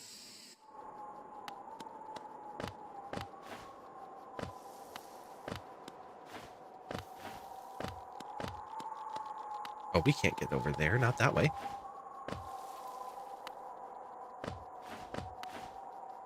Nope. Oh, we're gonna have to do a little pogo attacks here.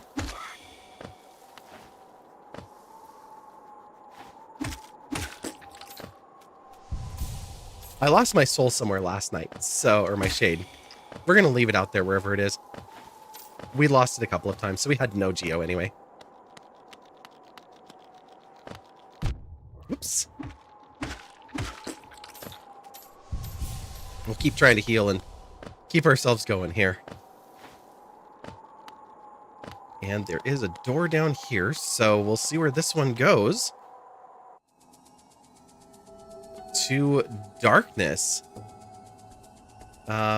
Technically, we're not supposed to be able to make it across this.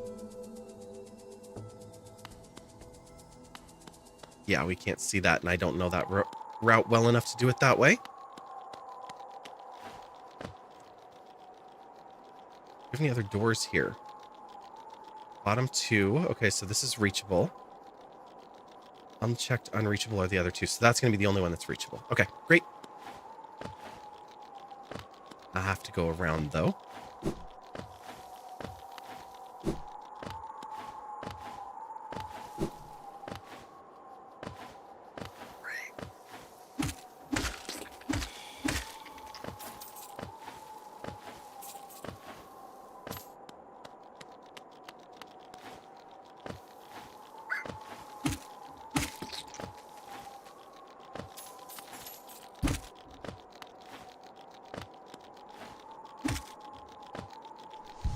Let's heal. We can fill up all the way there.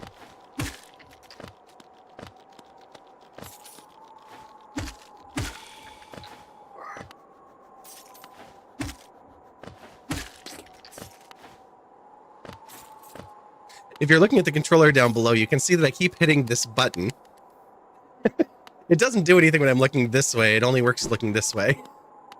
So I keep trying to dash. It's not working out for me. All right, we got all the checks here. Yes, here we go. Is it weird to switch between Hollow Knight and Silksong? They are so different. Going backwards, I've got only about 10 hours in Silksong. So I can say that it's not too bad. Going the other way, oh yeah. The timing of the attacks, the difference in the movement, how fast Hornet is, how big she is, like the size difference changes a ton in spatial existence. But I love them both. They're both such good games. I can't wait to play more Silksong. I didn't want to use that as the game I was playing during the charity because there's so many people that are avoiding spoilers in Silksong. It's still so fresh and it's so frustrating. And I didn't want to be here just angry at a game that I'm trying to make progress in. I wanted to do something where I was like, no, this is a little more familiar and I can do it in a different way. Which is obviously leaving me frustrated as if I was playing a game for the first time and didn't know what I was doing. So I got exactly what I was avoiding. But no, it's really fun. These are all unreachable. Where is it? So what I need right now is I need reachable checks. What I'm basically looking at is right behind me here. When I hover over a room, it tells me which doors of the room are reachable and unchecked or visited. And then if it has checks in the room, so you see these ones where it's like lit up benches or benches I can warp to. If you see here, there's these circles that are a little bit larger and bright versus this one down here that's kind of smaller and gray. This one is unreachable. These are reachable. The reason I'm not going back for these two is they're just grubs and they're out on platforms that are hard to get to. And yes, I could come back up to the top of this and drop in and get them, but it just wouldn't be that good of a thing. There is... Isn't there one more door out of here?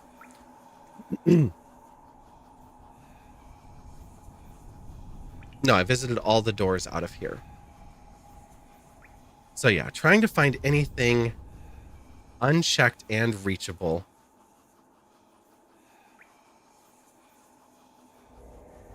Which is pretty low, but not completely zero. There's 2 checks here, which I think I'm going to have to go for. Because it's at least a check. It's not a fun one, but that's okay. We're going to start with the bench at the Crystal Peak Dark Room. From there, we're going to end up going into the mines and going to the left. We're going to go... no, that one's not going to work. That's going to work. Starting warp. So you can't quite see it up at the top. It's hard to see. When I tap in here, if you notice up behind the... Whoa, hi, camera. Come back down here just a little bit and lock. Over there behind the charity progress bar, there's a bunch of words. And what those are is each one is a room in the map and a door. So it's telling me which path to take to get back here. And I need to have a path that allows me to drop in. So that's what it's doing there. You want the bench at the Ancestral Mound. Ooh. That's Shio. That was Stone Sanctuary. Queen's Garden. Where? How am I not remembering Ancestral Mound? Wait. I can do this the other way. We can go here. Oh, it's Crossroads. That's why. Oh, because it kept just calling this starting point instead of mound. That's why. So this little arrow next to my character is showing me which way I need to go for my next door. This one's the bottom, so we can drop straight down.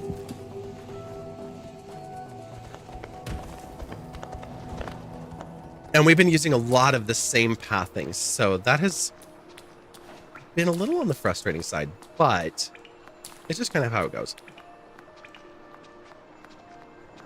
We have 2 doors in here that are reachable that we've not done. Let's use those before we go where we're going. Both are to the left.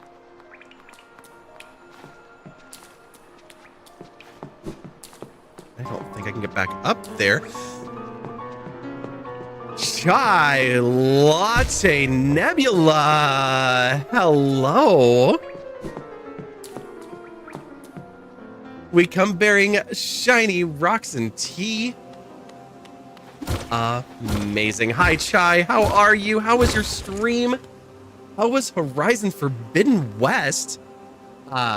Friends, you see the hard hat in the Queen of Hearts over there? This is Chai Latte Nebula. She is a Kiwi streamer and a geologist and does all sorts of very cozy streams. Thank you so much for coming over. Link3333, welcome in as well. Good to see you. I hope you had a wonderful time over there at Chai's stream today. Welcome in, Chai streamers. Oh yes, this game is modded to all heck. If you've seen Hollow Knight, no, you haven't. Welcome in. So glad to have you here. We are on a raid train tonight, and we are raising money for Fred Hutchinson Cancer Center. You can see I've also got the Fred Hutch Cancer Center shirt on tonight. And we're at $328 and have activated our highest milestone goal, which is 500. There's also a donation match, as you can see the red bar going across here telling you about it. So every dollar that you donate right now will be matched dollar for dollar right out of my own bank account. So I am asking you, please take my money. You can imagine Fry like waving the dollars around. That's what I'm asking you for. And all you have to do is give some of yours to Fred Hutch, and mine will follow right along with them. So please, please help us continue to raise money for them. Fred Hutchinson Cancer Center is a great organization. They do cancer and infectious disease research, as well as patient treatment, and they're here located in Seattle. We've been working all week on raising funds for them, and we'll continue to through this coming Wednesday. The campaign will remain open after that, but that's where our streams will go till. But we're on for a couple more hours. Well, 1 more hour tonight, almost exactly. You just finished Hollow Knight last week. Okay, so I'm not going to spoil anything for you, but I will just show you this, and it might make you cry. I am playing an item and room randomizer, and so every single room here, the doors go to somewhere else, and I don't know where. What I do know is this room that's lit up in green is where I'm at right now, and the rooms that are in teal are the rooms that I know are connected to it. I've been having trouble finding any progress at all. Right now in here, there is a check. So this is maybe the one. I have left cloak. That's it. I am going 0 nail despite having all of this stuff unlocked. I have 1 additional mask. And so you can see right here, I have the old nail, the traditional blunt blade, but I can only swing down, so I can pogo only for my attacks. I have no spells. I have left cloak only, so I can dash to the left and not to the right. I have no vertical movement, no claw, no wings. I hopefully will get some of those things, but I have not. Nothing is removed from the game. It's just I start without it. I can't swim, so I can't touch water. So normally when you get to the city, you can just go through it. Can't even do that. Giving myself a proper challenge, I gave myself all the challenge. For better or worse, this is what we've done. There's a check here. Can we get it before the bee gets down here? Dash Master. Well, at least we can dash. When we can dash. Okay. We can go to the left here. And it's funny because this map actually has a secondary spot down below, which will be unreachable for that bench. We might actually have that one. Hi, you're kind of in my way.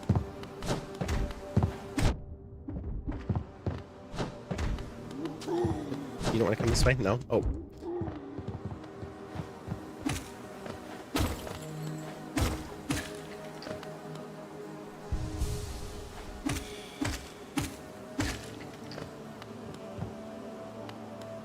You have lots of faith in me. I appreciate that. I'm not giving up. I have given up every other room randomizer that I've started before I got into it at all. I got like 4 or 5 rooms and I was like, nope, it's all dead ends. And now I'm seeing the beauty of actually exploring this way because I don't know which way to go. And that makes it so much fun. When you've played the game as many times as I have, it's a really nice little twist on playing it. So really, really enjoying it. That many hits needed at the nail. Oh yeah, nail 0 down here. Like you normally would not have that scenario, but that is all right.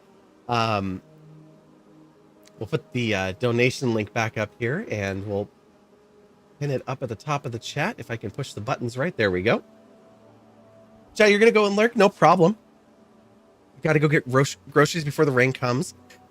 Totally get that. I've got groceries coming tomorrow. I was saying earlier, I needed to eat something healthier and I didn't have time to do all of the things I wanted to do before stream. So I had somebody deliver a fruit tray. So I've got strawberries and cantaloupe and pineapple and honeydew to snack on, which at this point, it'll probably be after stream, but it's hanging out here next to me so that I can make better decisions as I drink an energy drink. Like I said, some better decision.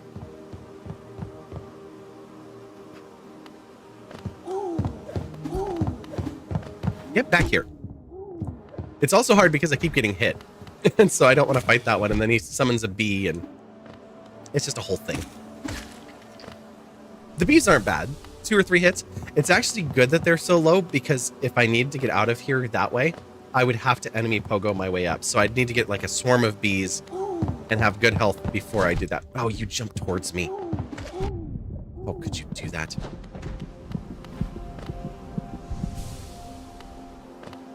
I know you summoned a bee. Where is it? Oh, you didn't summon one. Can you give me another? Thank you. It's like knocking it into the wall, which is wild.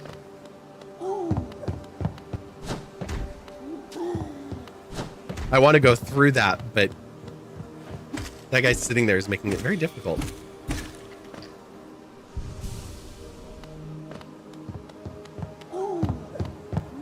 Because he bounces around so much.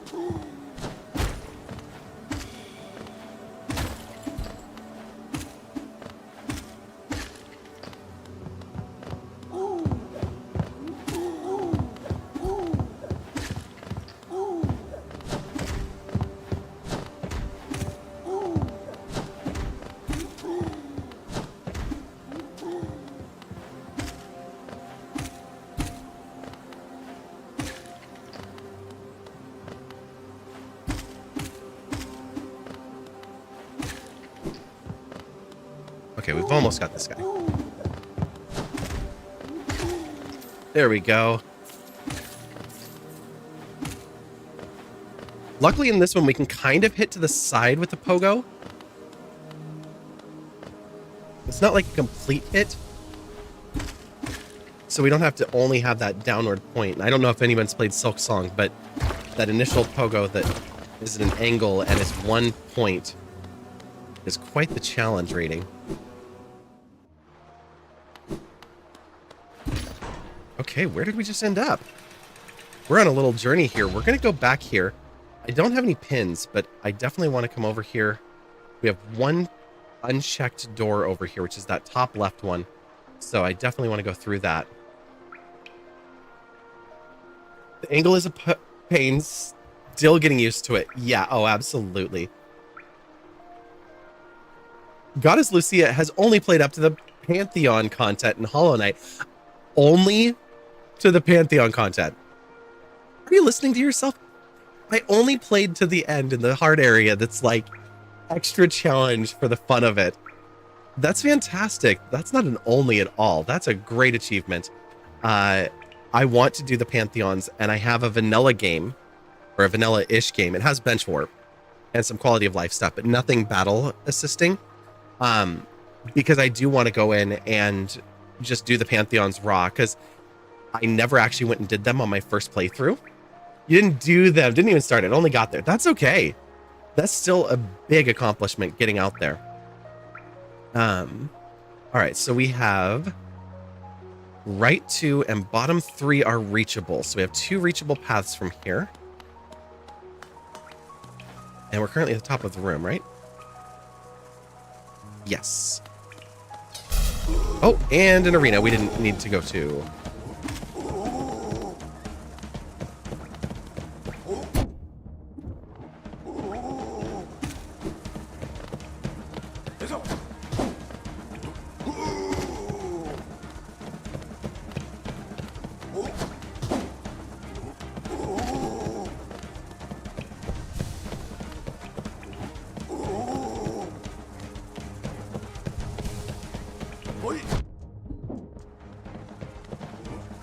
Oh, I missed.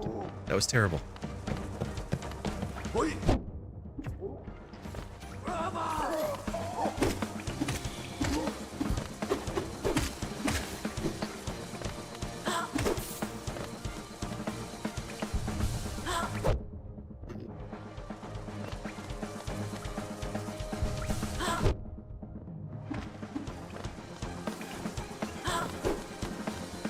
Come on down.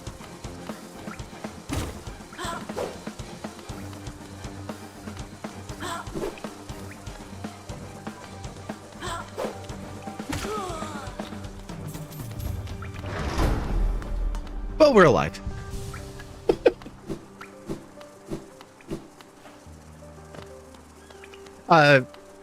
Betty Hedonist, what part of Silksong are you currently at? I won't say where I'm at. I'm not too far in, but it still could be spoilers.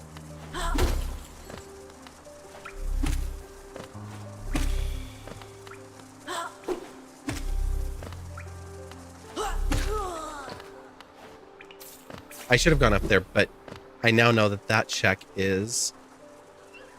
Oh, it's technically unreachable, but it's just a soul totem. 3 areas unlocked. You know that paint is further in than you are. Oh yeah, PBT is definitely further than I am, but just barely.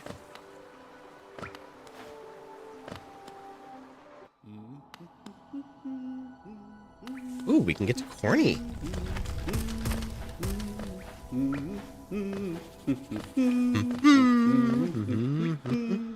Make him noise, Gucci. A soul refill. No, not yet. Hang on. Chocolate. That's cheap enough.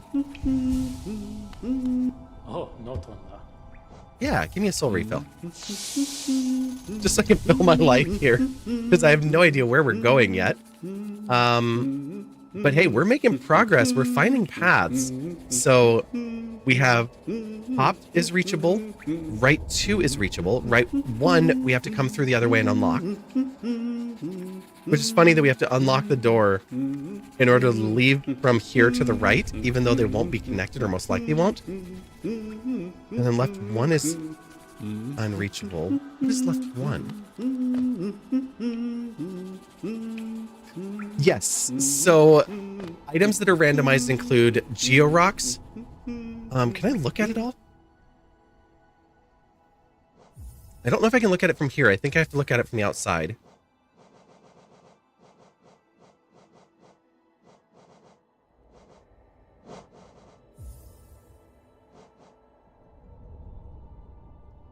Changes to the location settings will not change. Oh, nope. I don't want to change any of that.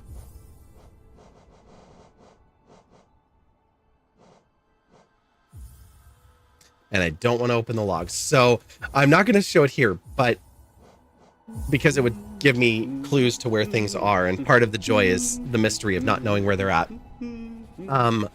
All skills, spells, upgrades, all of that has been randomized. The stores have been randomized. Lifeblood, Georocks, lore tablets. It would probably be easier if I told you what isn't randomized.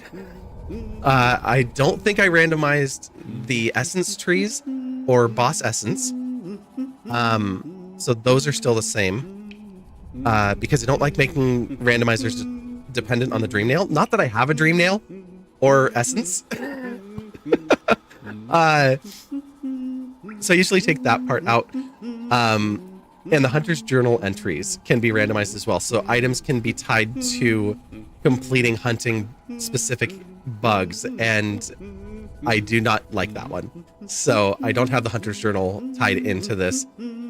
Just about everything else I think is. So any items that bosses would give, any geo that they give are randomized. Yeah, just all of that. The grubs are all randomized, so very rarely do you find something in its original position. All right, where does this one go? Oh, that is deep nest as can be. Okay, we have 2 checks there. I'm going to come back to that one. Bye, Corny. It was good to see you for a minute. And then here we are back in the darkness. So we have 2 checks in another part of Deep Nest where we have to drop in from the top, which is really difficult, but it's a really fun way to play. This is, like I said, this is the first time I've done a room randomizer and actually felt good about it. I have ducked out and said no to many a room randos before this.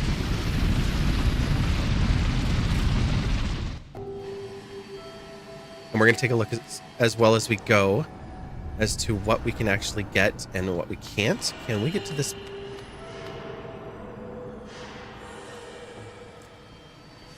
I want a quick save option right now because I want to go and fight this battle and get this bench. And I also really don't want to fight it with only Pogo. Let's see if we can get something from these checks before we go over there.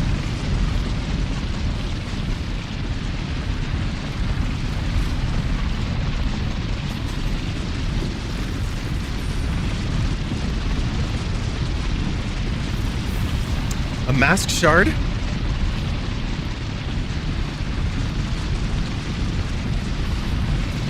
Did I go the wrong way for that one?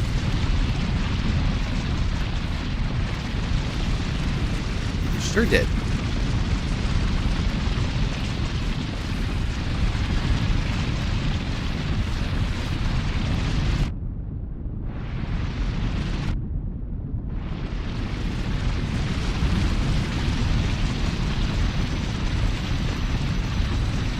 And a key. Okay. I think right now the only thing we could unlock with a key would be the waterways, which would not be great for us. The top is reachable, and so is the right. We're going to go to the right because we're on that path right now.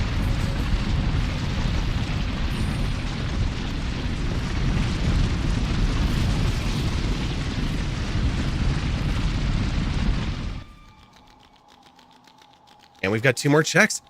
We're slowly but surely finding our way to more and more checks. It's just a matter now of where the good one is.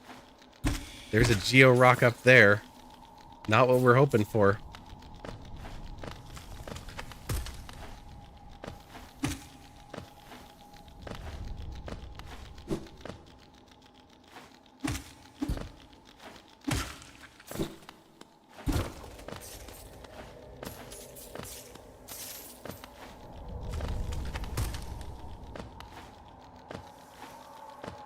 And it's a geo rock as well. Oof. I wish that I could show the entire log of recent items, which is behind me, but right now, the simple key is the best thing I have found so far. I'm tempted to use it to open the waterways. Actually, I think that would be a good idea.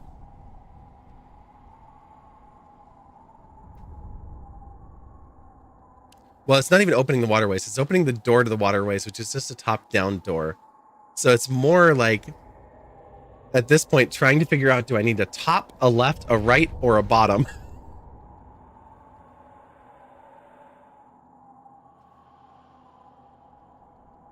Okay. Door here is just back where we came from, and then... So we'll do that.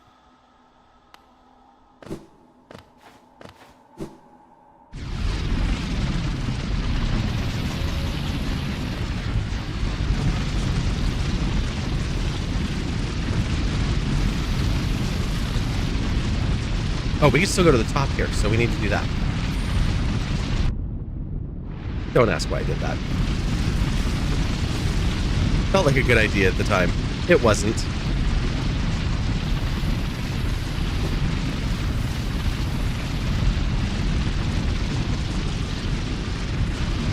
We're going to be raiding out in just a bit to Jen is online. I was over at Jen's earlier. She's playing through Lies of P for the first time. So for those of you that like Souls-likes, definitely going to have a fun time over there. Jen is a fantastic streamer. She does all sorts of stuff from collabs in gaming and game shows to... Oh my god. Can I even hurt these? Well, I can if I hurt me. Whew.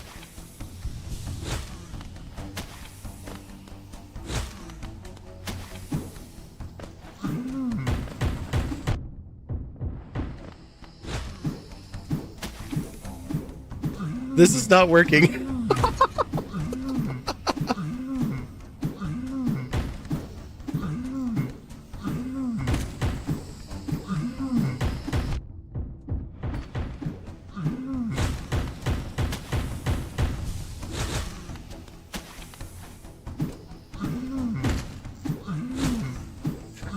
And they spent the next 30 minutes bouncing on one mushroom. Well, anyway, yeah, exactly. We came, we saw, We wore out the down on our stick.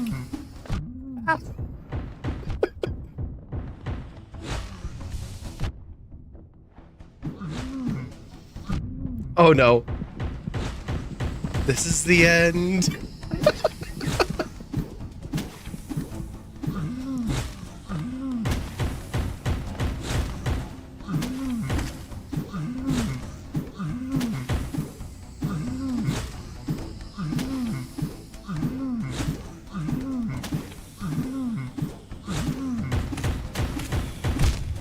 Oh, it got me with like one hit left.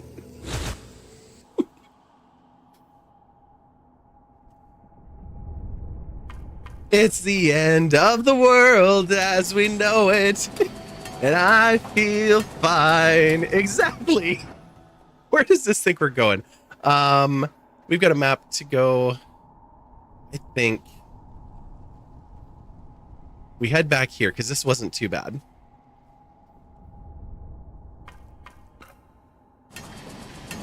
That's why I'm like, I am not worried about getting back to our shade at this point, because how many different rooms did we go through to get there from the last bench? Like 15? We could probably get there, but it's 400 geo and that just doesn't feel worth it. We haven't gone through this door though, so where does it lead us? Oh. Well, to a bench, so that's cool. Uh-oh. Oh. No, this is that bench. Lovely.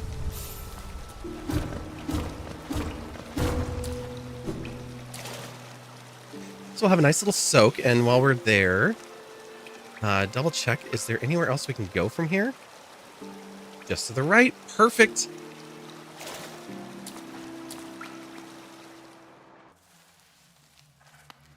Another very dark room with a lot of checks in Deep Nest. We need that lantern. We have not found Sly's store. We have Iselda, which I can't remember how to get back there. The bench where you beat up the bug that robs you. Yes, indeed. That is exactly where we are.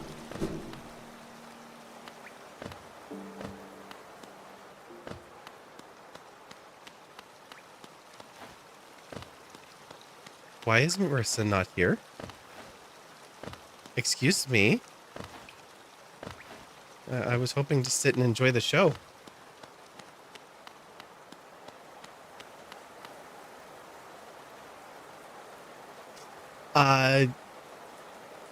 You know, I know it probably won't happen because of copyright, but what if there was a game where when you were low on health, the game starts playing, it's the end of the world as you know it.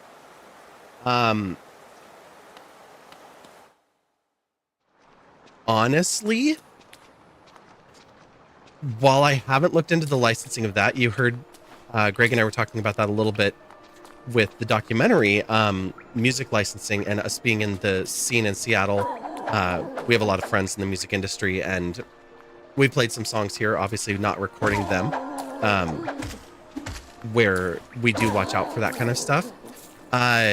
Doing it in a video game is definitely tricky if you know, like, ATV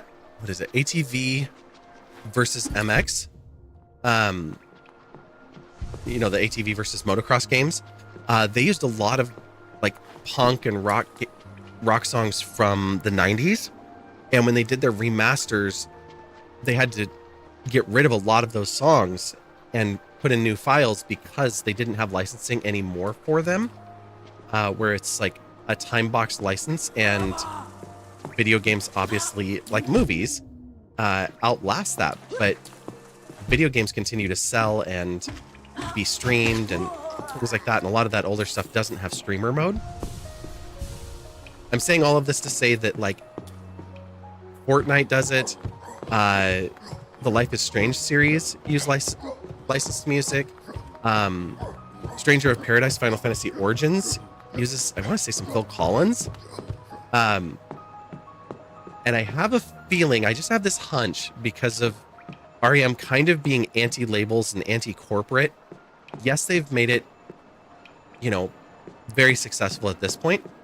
But they're one of those bands that I think would actually lend one of their songs to a perpetual use license. All the Grand Theft Auto games also use licensed music. Yeah. Yeah, it's really common for the AAA titles to be able to purchase some level of music rights. So, potential is high. All right. Where are we going? Oh, we have the one check there. I didn't like this because of the route to get there, not... That puts me at the bottom, doesn't it?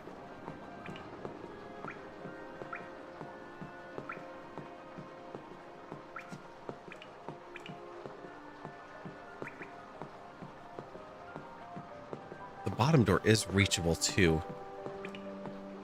This one was just hard because the path is through a very, very ugly room.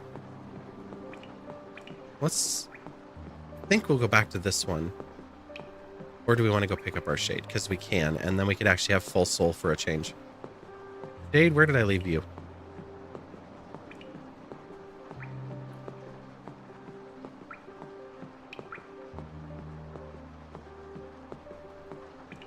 Is the shade even on the map? Oh, there it is.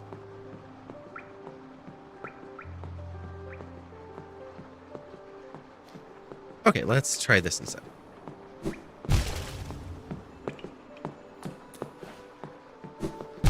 Oh, let's do that twice.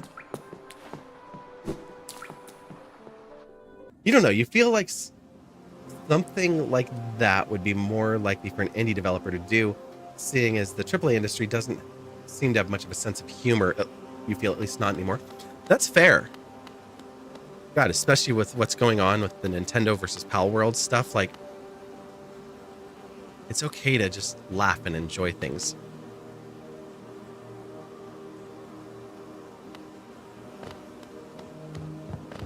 Okay, now we just have to get past you, so I don't have to actually get you, I just have to run.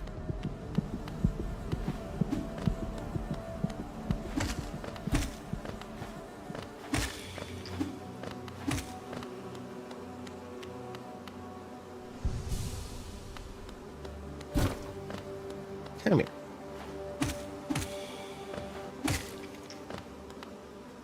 We'll get a couple of these because this is a good idea. Give me another friend. Come on. No, don't run away. I want a friend. All that time I couldn't get you to give me a fight in an open space, and now you're like, I'll go back there.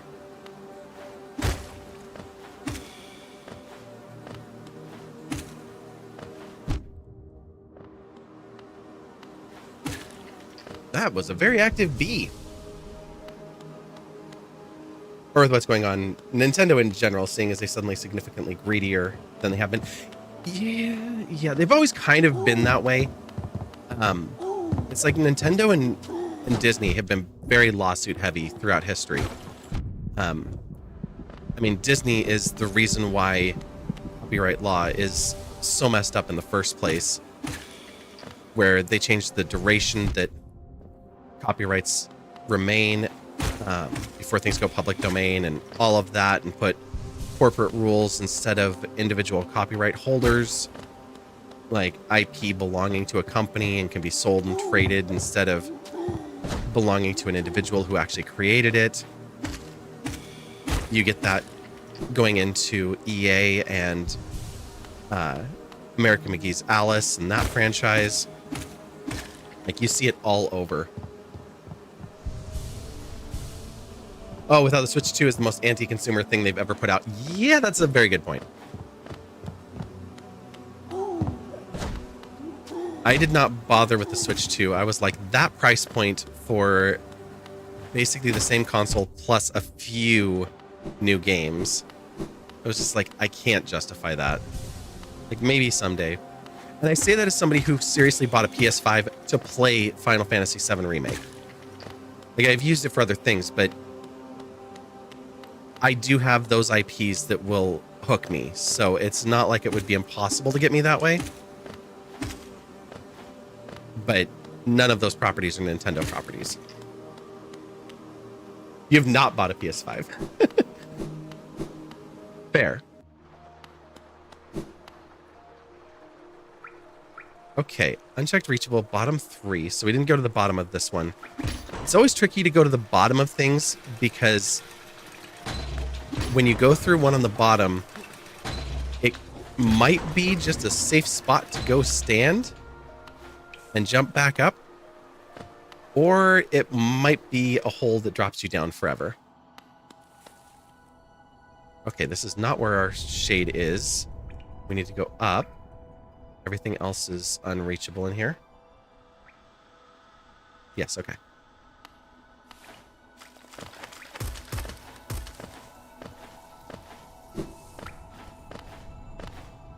And this is cool because we can get that soul refill for 30 anytime. Like Nintendo had all the IPs that would hook you. Mario, Zelda, Metroid, Donkey Kong. Yeah, at a time, all of those would get me.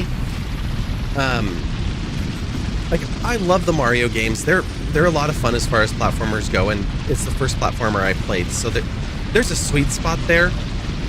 You know, a lot of nostalgia, but when it comes right down to it, the games have been very repetitive. Nintendo has not really done a lot of innovation, and I think that's one of the things that this, like I said, the Pal World lawsuit has kind of brought a lot of that to light, that they're trying to stifle innovation rather than create new things themselves. And it's these independent studios, or, you know, among some AAAs, there's some innovation, but they just are relying so heavily on the tried and true tricks. Oh, it says that that's unreachable because, of course, I'm not supposed to be able to pogo my way to a victory there. If I did have enough soul, I feel like I could pogo my way through that, but it would not be fun. And I don't feel like doing that in 27 minutes.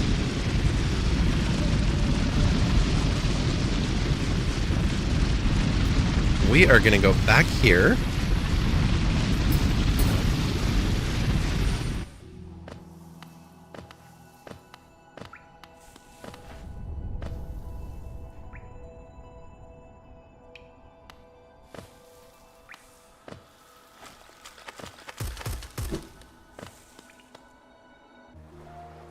And then we're going to drop down here and see where this goes instead. It goes to a room with no checks and an unreachable bottom.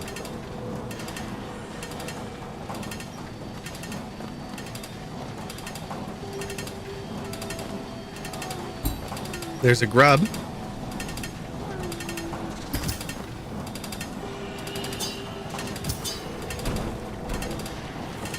Can't get up there. There's an actual check in there. Unreachable bottom right. Was always confused with the console price points, because at what point is it just better to get a whole gaming PC and not deal with console limitations? Unless you have handhelds, which the Steam Deck can be a decent competition. So not only the Steam Deck, Microsoft has one now. This is a terrible spot to have a conversation and a terrible spot for just everything I need to get to. So Microsoft has a handheld.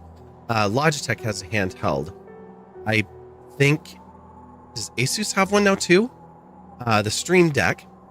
There are all of these basically PC-based handhelds, and then there are things like the Microsoft Game Pass and Steam, where it can do like shared play. And PS5 has this too, where you can play on like PS4 VR and play a PS5 game remotely, and it'll still be on the other one. And a lot of the handhelds do this, where they use NVIDIA Cloud Gaming, where the game is actually running on another server and you're just looking at it. So there's a slight delay in your input because it's now going over the internet, but it doesn't require the processing power of the local computer. I think we'll probably see consoles head more in that direction in the future, so that they don't have to sell as many parts and can maintain cheaper hardware. But it'll be interesting to see where it used to be the benefit. Yeah, there's a lot of handhelds now. The benefit used to be that consoles were a loss leader. So you got higher power for your dollar than you would get with a PC purchase. Having a PC where it's upgradable and you can constantly swap out parts is great. But if this PC goes down, like, I have individual components which are cheaper than my Xbox. Now, granted, I still have an Xbox One. I don't have an S or X. But still, like, they've switched from being the loss leader to this battle of who can get you to buy the most expensive console because they're all so much technology going into them. But I mean, if you look at a console versus this thing, I could almost get 3 Switch 2s for the cost of 1 cell phone. Like, the price has just gone up so high. Hey, we've got a reachable there. And it's only 2 rooms away from us. I like this. Let's go to the peak dark room and see where we're going.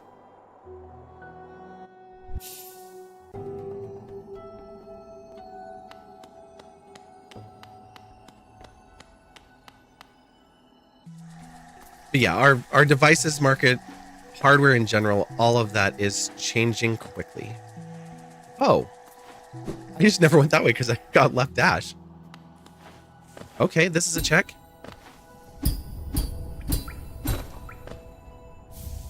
Egg. I don't understand. I am losing my mind.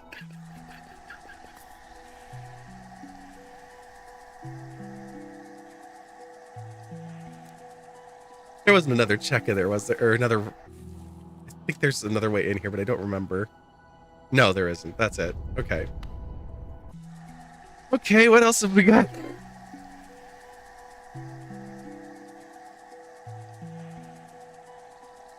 We have a reachable room there. Bench and Dirtmouth. Town door. Fungus bottom will bring me in from the top. Okay, that looks like a good idea.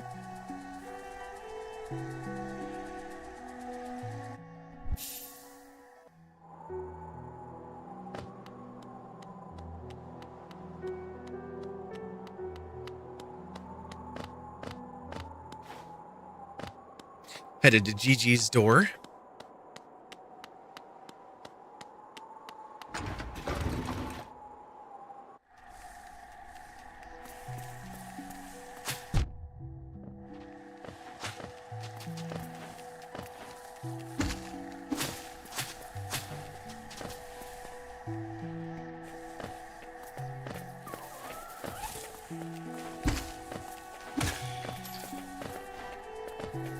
The other thing that's rough with Pogo only is you can't cut these ropes.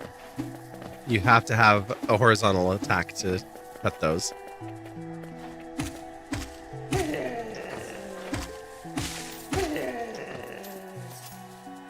It's funny, I guess for the most part, all the AAA industry has done lately is make you a bigger fan of indie developers. I mean, that's fair. Indie developers have been doing creative things, like I said, innovative things, really interesting stories. You look at, like, Team Cherry, yeah, they took 7 years to develop Silksong. Okay, it's 3 people. You look at Stardew Valley, and that it's had multiple big updates and how successful it's been, and it's 1 person. Like, they're showing us the capability of the individual sitting at home and just creating.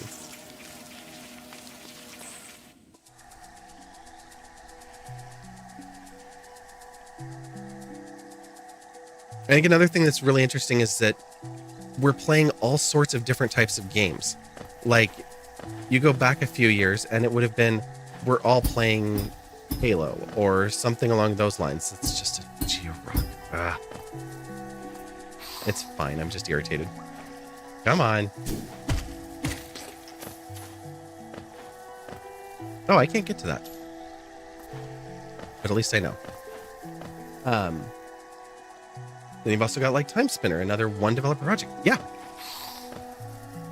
Yeah, really small, agile teams are doing some really impressive things. Okay, which path did I need here? Right is actually where I need to go. Okay, going back up. Going for a swim.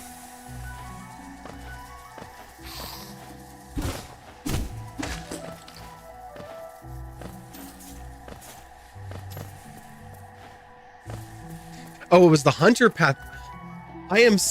This is funny. I am so used to not going over here because it's just the hunter that I genuinely just didn't go over here. Okay, we've got another new room. This is great. So we've got 3 reachable, top and 2 on the right. Okay.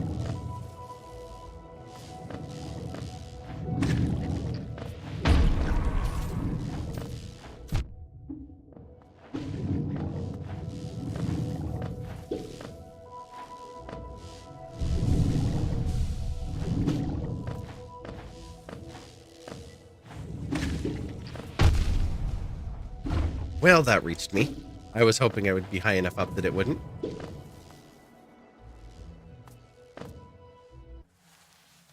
All right, the first one is another dark room in Deep Nest. So we're getting a lot of progress as far as unlocking doorways.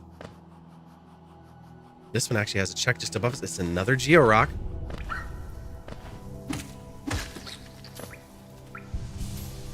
For Zexion, you believe another one developer team. You haven't talked to the dev about how many people worked on it, and you forget how many people were in the credits.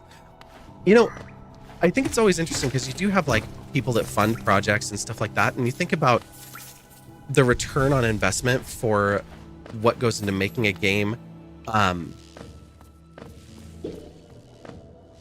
Like, I would have to look into it again to be confident, but I believe on Stardew Valley that the creator did the development, the pixel art, the music, like everything, which is really, really rare. A lot of times, even your one developer shops are still using assets from shared libraries, or that's scary. Okay, it was fine.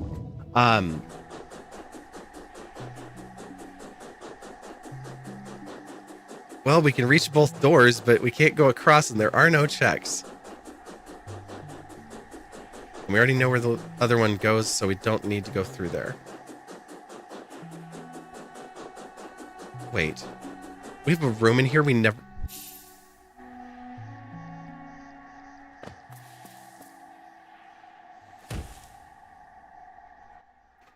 I'm going to pause it and have some fruit.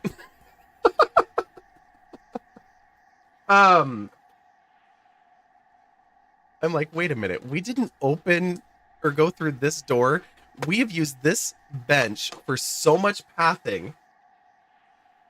Like, it has seriously been our primary pathing start point to probably a third of the map.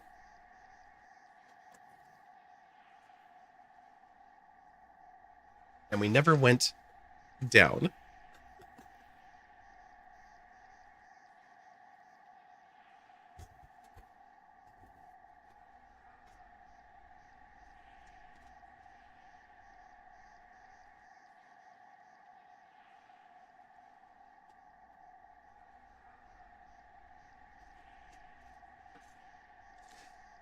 We're here for just about 15 more minutes tonight, which will be ending our raid train time. And then we'll be back tomorrow night. Tomorrow night, we're going to be doing a tech stream.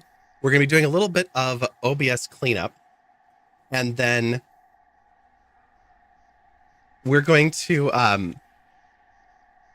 it still amazes you that Vi uses a clip from... What a mess for the ad stuff. You feel like...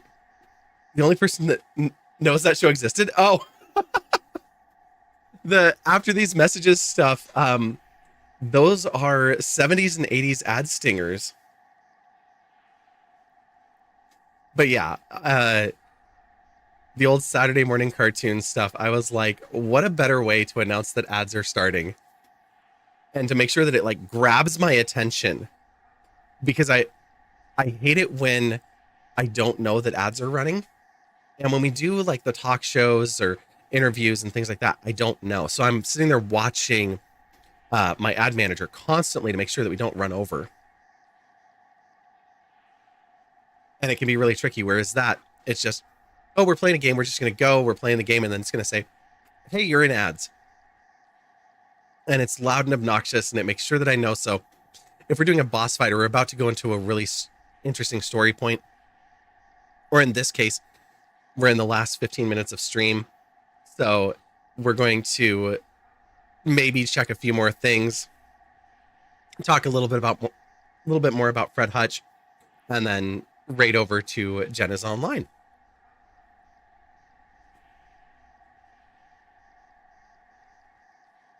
And it also gives me a good alert to say, hey, time for any bio breaks or snacks. What's everybody's opinion on Honeydew? Now that we're back from the ads, welcome back, everybody. Although the bot doesn't think so. There, it thinks so.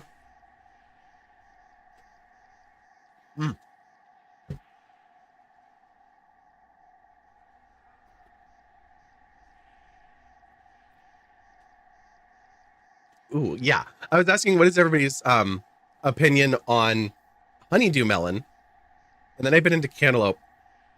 Cantaloupe that is fresh and just the right ripeness is one of my favorite flavors.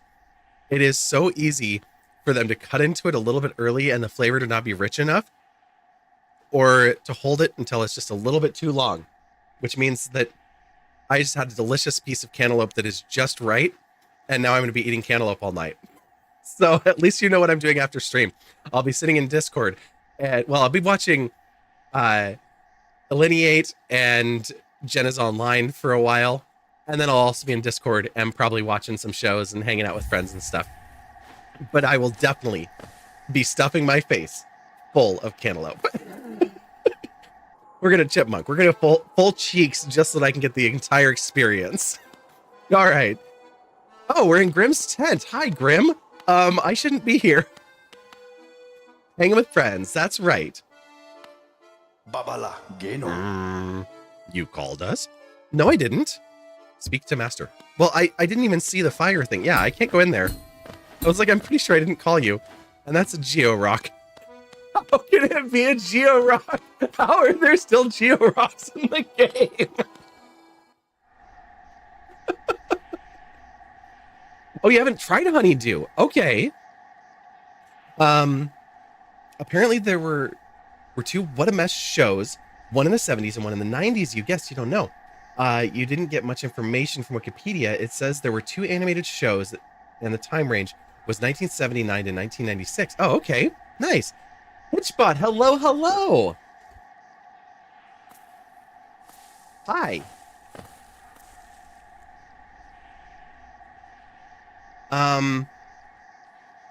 I'm not sure what you're trying to say there, friend.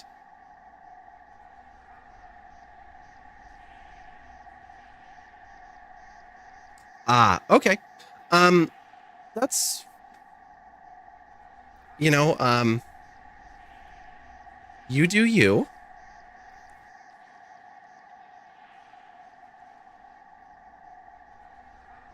I agree with that last message, but, well, not the last message, but the one before it. You can go on your way. And if everybody else could just spam some emotes for a moment, that would be fantastic.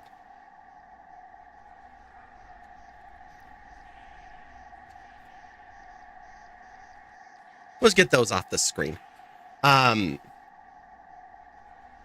mean, their name is a bot and they're just there to cause chaos. So we're going to ignore them and continue on. Oh, we already know this goes nowhere. Okay, at least we know where it goes. So should we end up with Grimchild, we have a place to go. I am still without an actual path. So where else do we have a good check?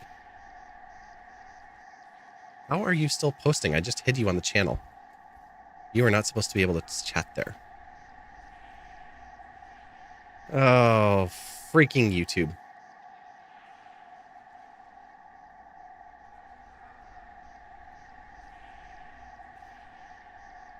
YouTube moderation is annoying.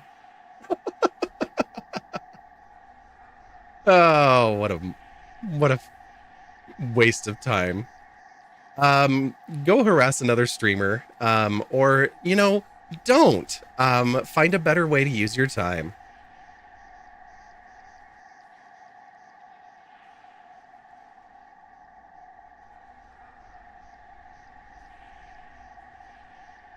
Unchecked, unreachable.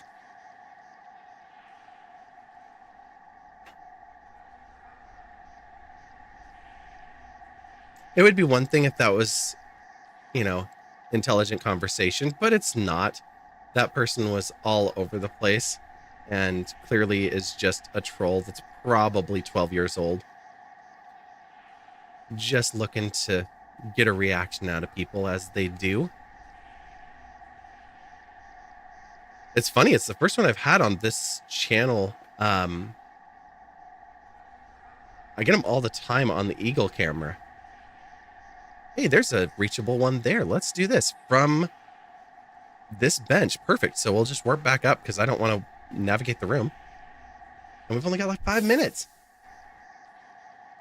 You got some of those bad faith actors on another stream earlier today? Yeah, it happens.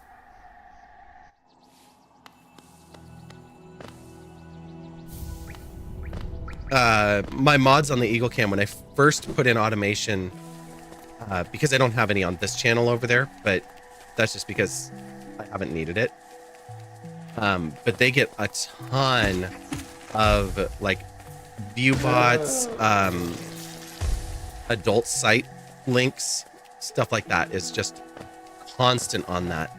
And it's really funny because the audience there is mostly in the 50s and 60s and mostly women. And it is not targeting them at all. It's just how they set up the bots and they're lazy.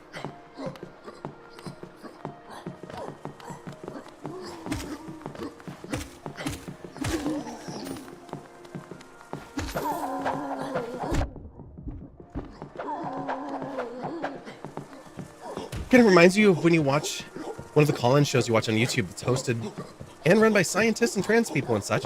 And every so often they'll get a caller who gets through the screening process, and when they go on, they just start shouting slurs. Yep. Oh yeah, it happens on every platform. I'll watch Dean on TikTok sometimes, and he gets it too. It's like he wants to debate with people. He wants to have a conversation, and I mean, he's asking the same questions over and over again every day, so it gets really dry and tiring. But, you know, there's people that do enjoy the conversation, and what I do appreciate about his is he debates in good faith, which, holy crap, imagine that. Where he's having an actual conversation, where he's not attacking people, he's not going after anything but ideas, and he does a really good job of it for such a young guy.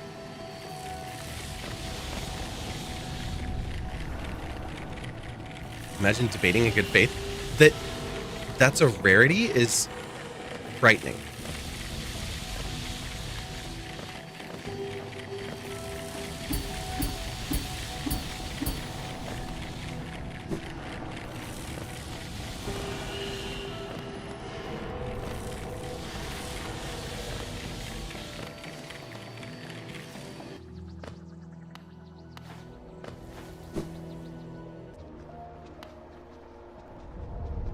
Okay, which one do I have here that's open still? I've not checked the bottom. Okay. We're all about the bottoms tonight. You're a master debater, I bet you are. Okay, I'm saying that as a smartass, but actually I feel like you would be pretty solid in arguing. Like, and I don't mean that in a bad way.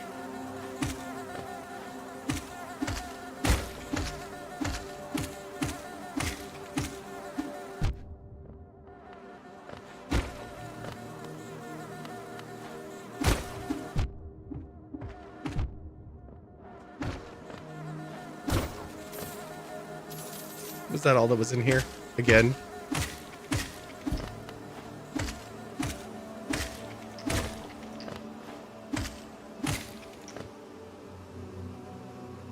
It was another Geo Rock. Well, I don't know how there's still Geo rocks in this game.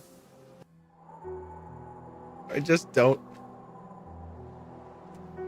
I don't understand what is happening here.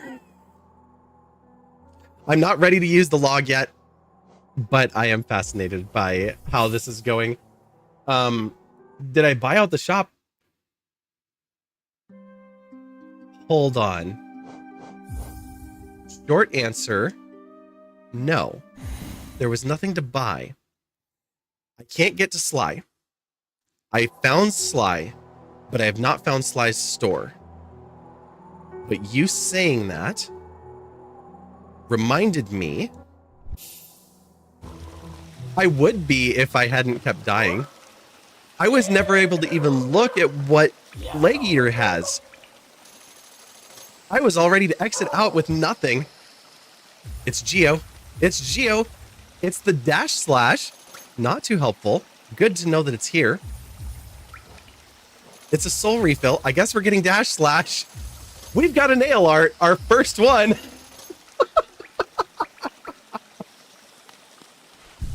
Okay. Well, we bought out a store. So that happened. We can now do a more powerful attack to the left. We'll take it for now. Amazing. Now let me make sure that Jen is ready for us. I'm sure she is, but I think I may have closed out of her stream earlier when I was doing all of the stuff with audio.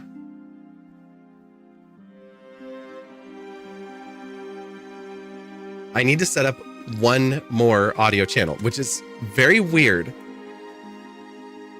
But I don't like routing my system audio to stream. And so I tend to route it to my ears only. And then for the video and having a guest on, I had to shift things around, and I need one more channel. So yeah, Jen is still playing Lies of P. She has a giant pipe wrench, a puffy shirt. This is incredible. So we're gonna go see Jen. Like Joven said, he doesn't screen any of his calls, and that's because some of the crazier calls can make for pretty good clips, but it also means that he apparently does get a lot of calls where people just come in and shout slurs at him. Yeah, screening your calls is pretty important when you get into the discussion, especially if you're allowing public people in. I'm usually pretty cautious about it, although we did let somebody in when we were doing golf with friends a couple weeks ago, which they came in and they were very pleasant. It was nice. Well, we're going to keep our charity running. We'll be back tomorrow night. Like I said, we're going to do a tech stream. We're probably going to do more of this. I might take some notes on where we might be able to go so that I can get some ideas here. But I won't be playing off stream. We'll definitely bring it back to the stream to continue on our Struggle Bus Hollow Knight randomizer. And I'll be highlighting the conversation that we had with Greg and posting that onto YouTube here tonight. So for those who are waiting for it, if you missed it, you'll be able to actually catch that a little bit later tonight or tomorrow. So thrilled about that and so grateful that he was able to join us today. And then Tuesday, I don't know if I'll be streaming. I might be canceling my stream there. A friend of mine from New York is an hour and a half away right now, and we're going to try to meet up for dinner on Tuesday night. But then we'll be back for Wednesday for the final push, seeing if we can get you guys to take that entire match and push us up to that $500 mark for the whole stream and unlock all of our goals. But let me hit the button here because this is the important one. We're going to keep this raid train going right on time and go over and see Jen is online. Grab this raid message for us. We've got those classic emotes with the scientist and the DNA and rating for research. Thank you, Dragonwing. Thank you, Fred Hutch. Thank you, Goddess Lucia. Fatty Hedonist Skywalker for hanging out and chatting with us to the end. Thank you to everybody that's lurking. And if you're able to continue on, whether you're watching or lurking, it's very appreciated. it helps bring more visibility to the cause and to the great work that Fred Hutch is doing. Jenna's Online is a cancer survivor. She's 6 years cancer free and is doing her part to raise funds for Fred Hutch as well. So just thrilled to be able to continue on this raid train with so many good friends, so many amazing creators that are a part of this Raiding for Research team and the Fred Hutch team that's with us as well. So yeah, anyway, we are out of time. So once again, we'll see you all very soon on your own channels for the many of you that stream everywhere we hang out together, and hopefully back here again soon. And until then, bye.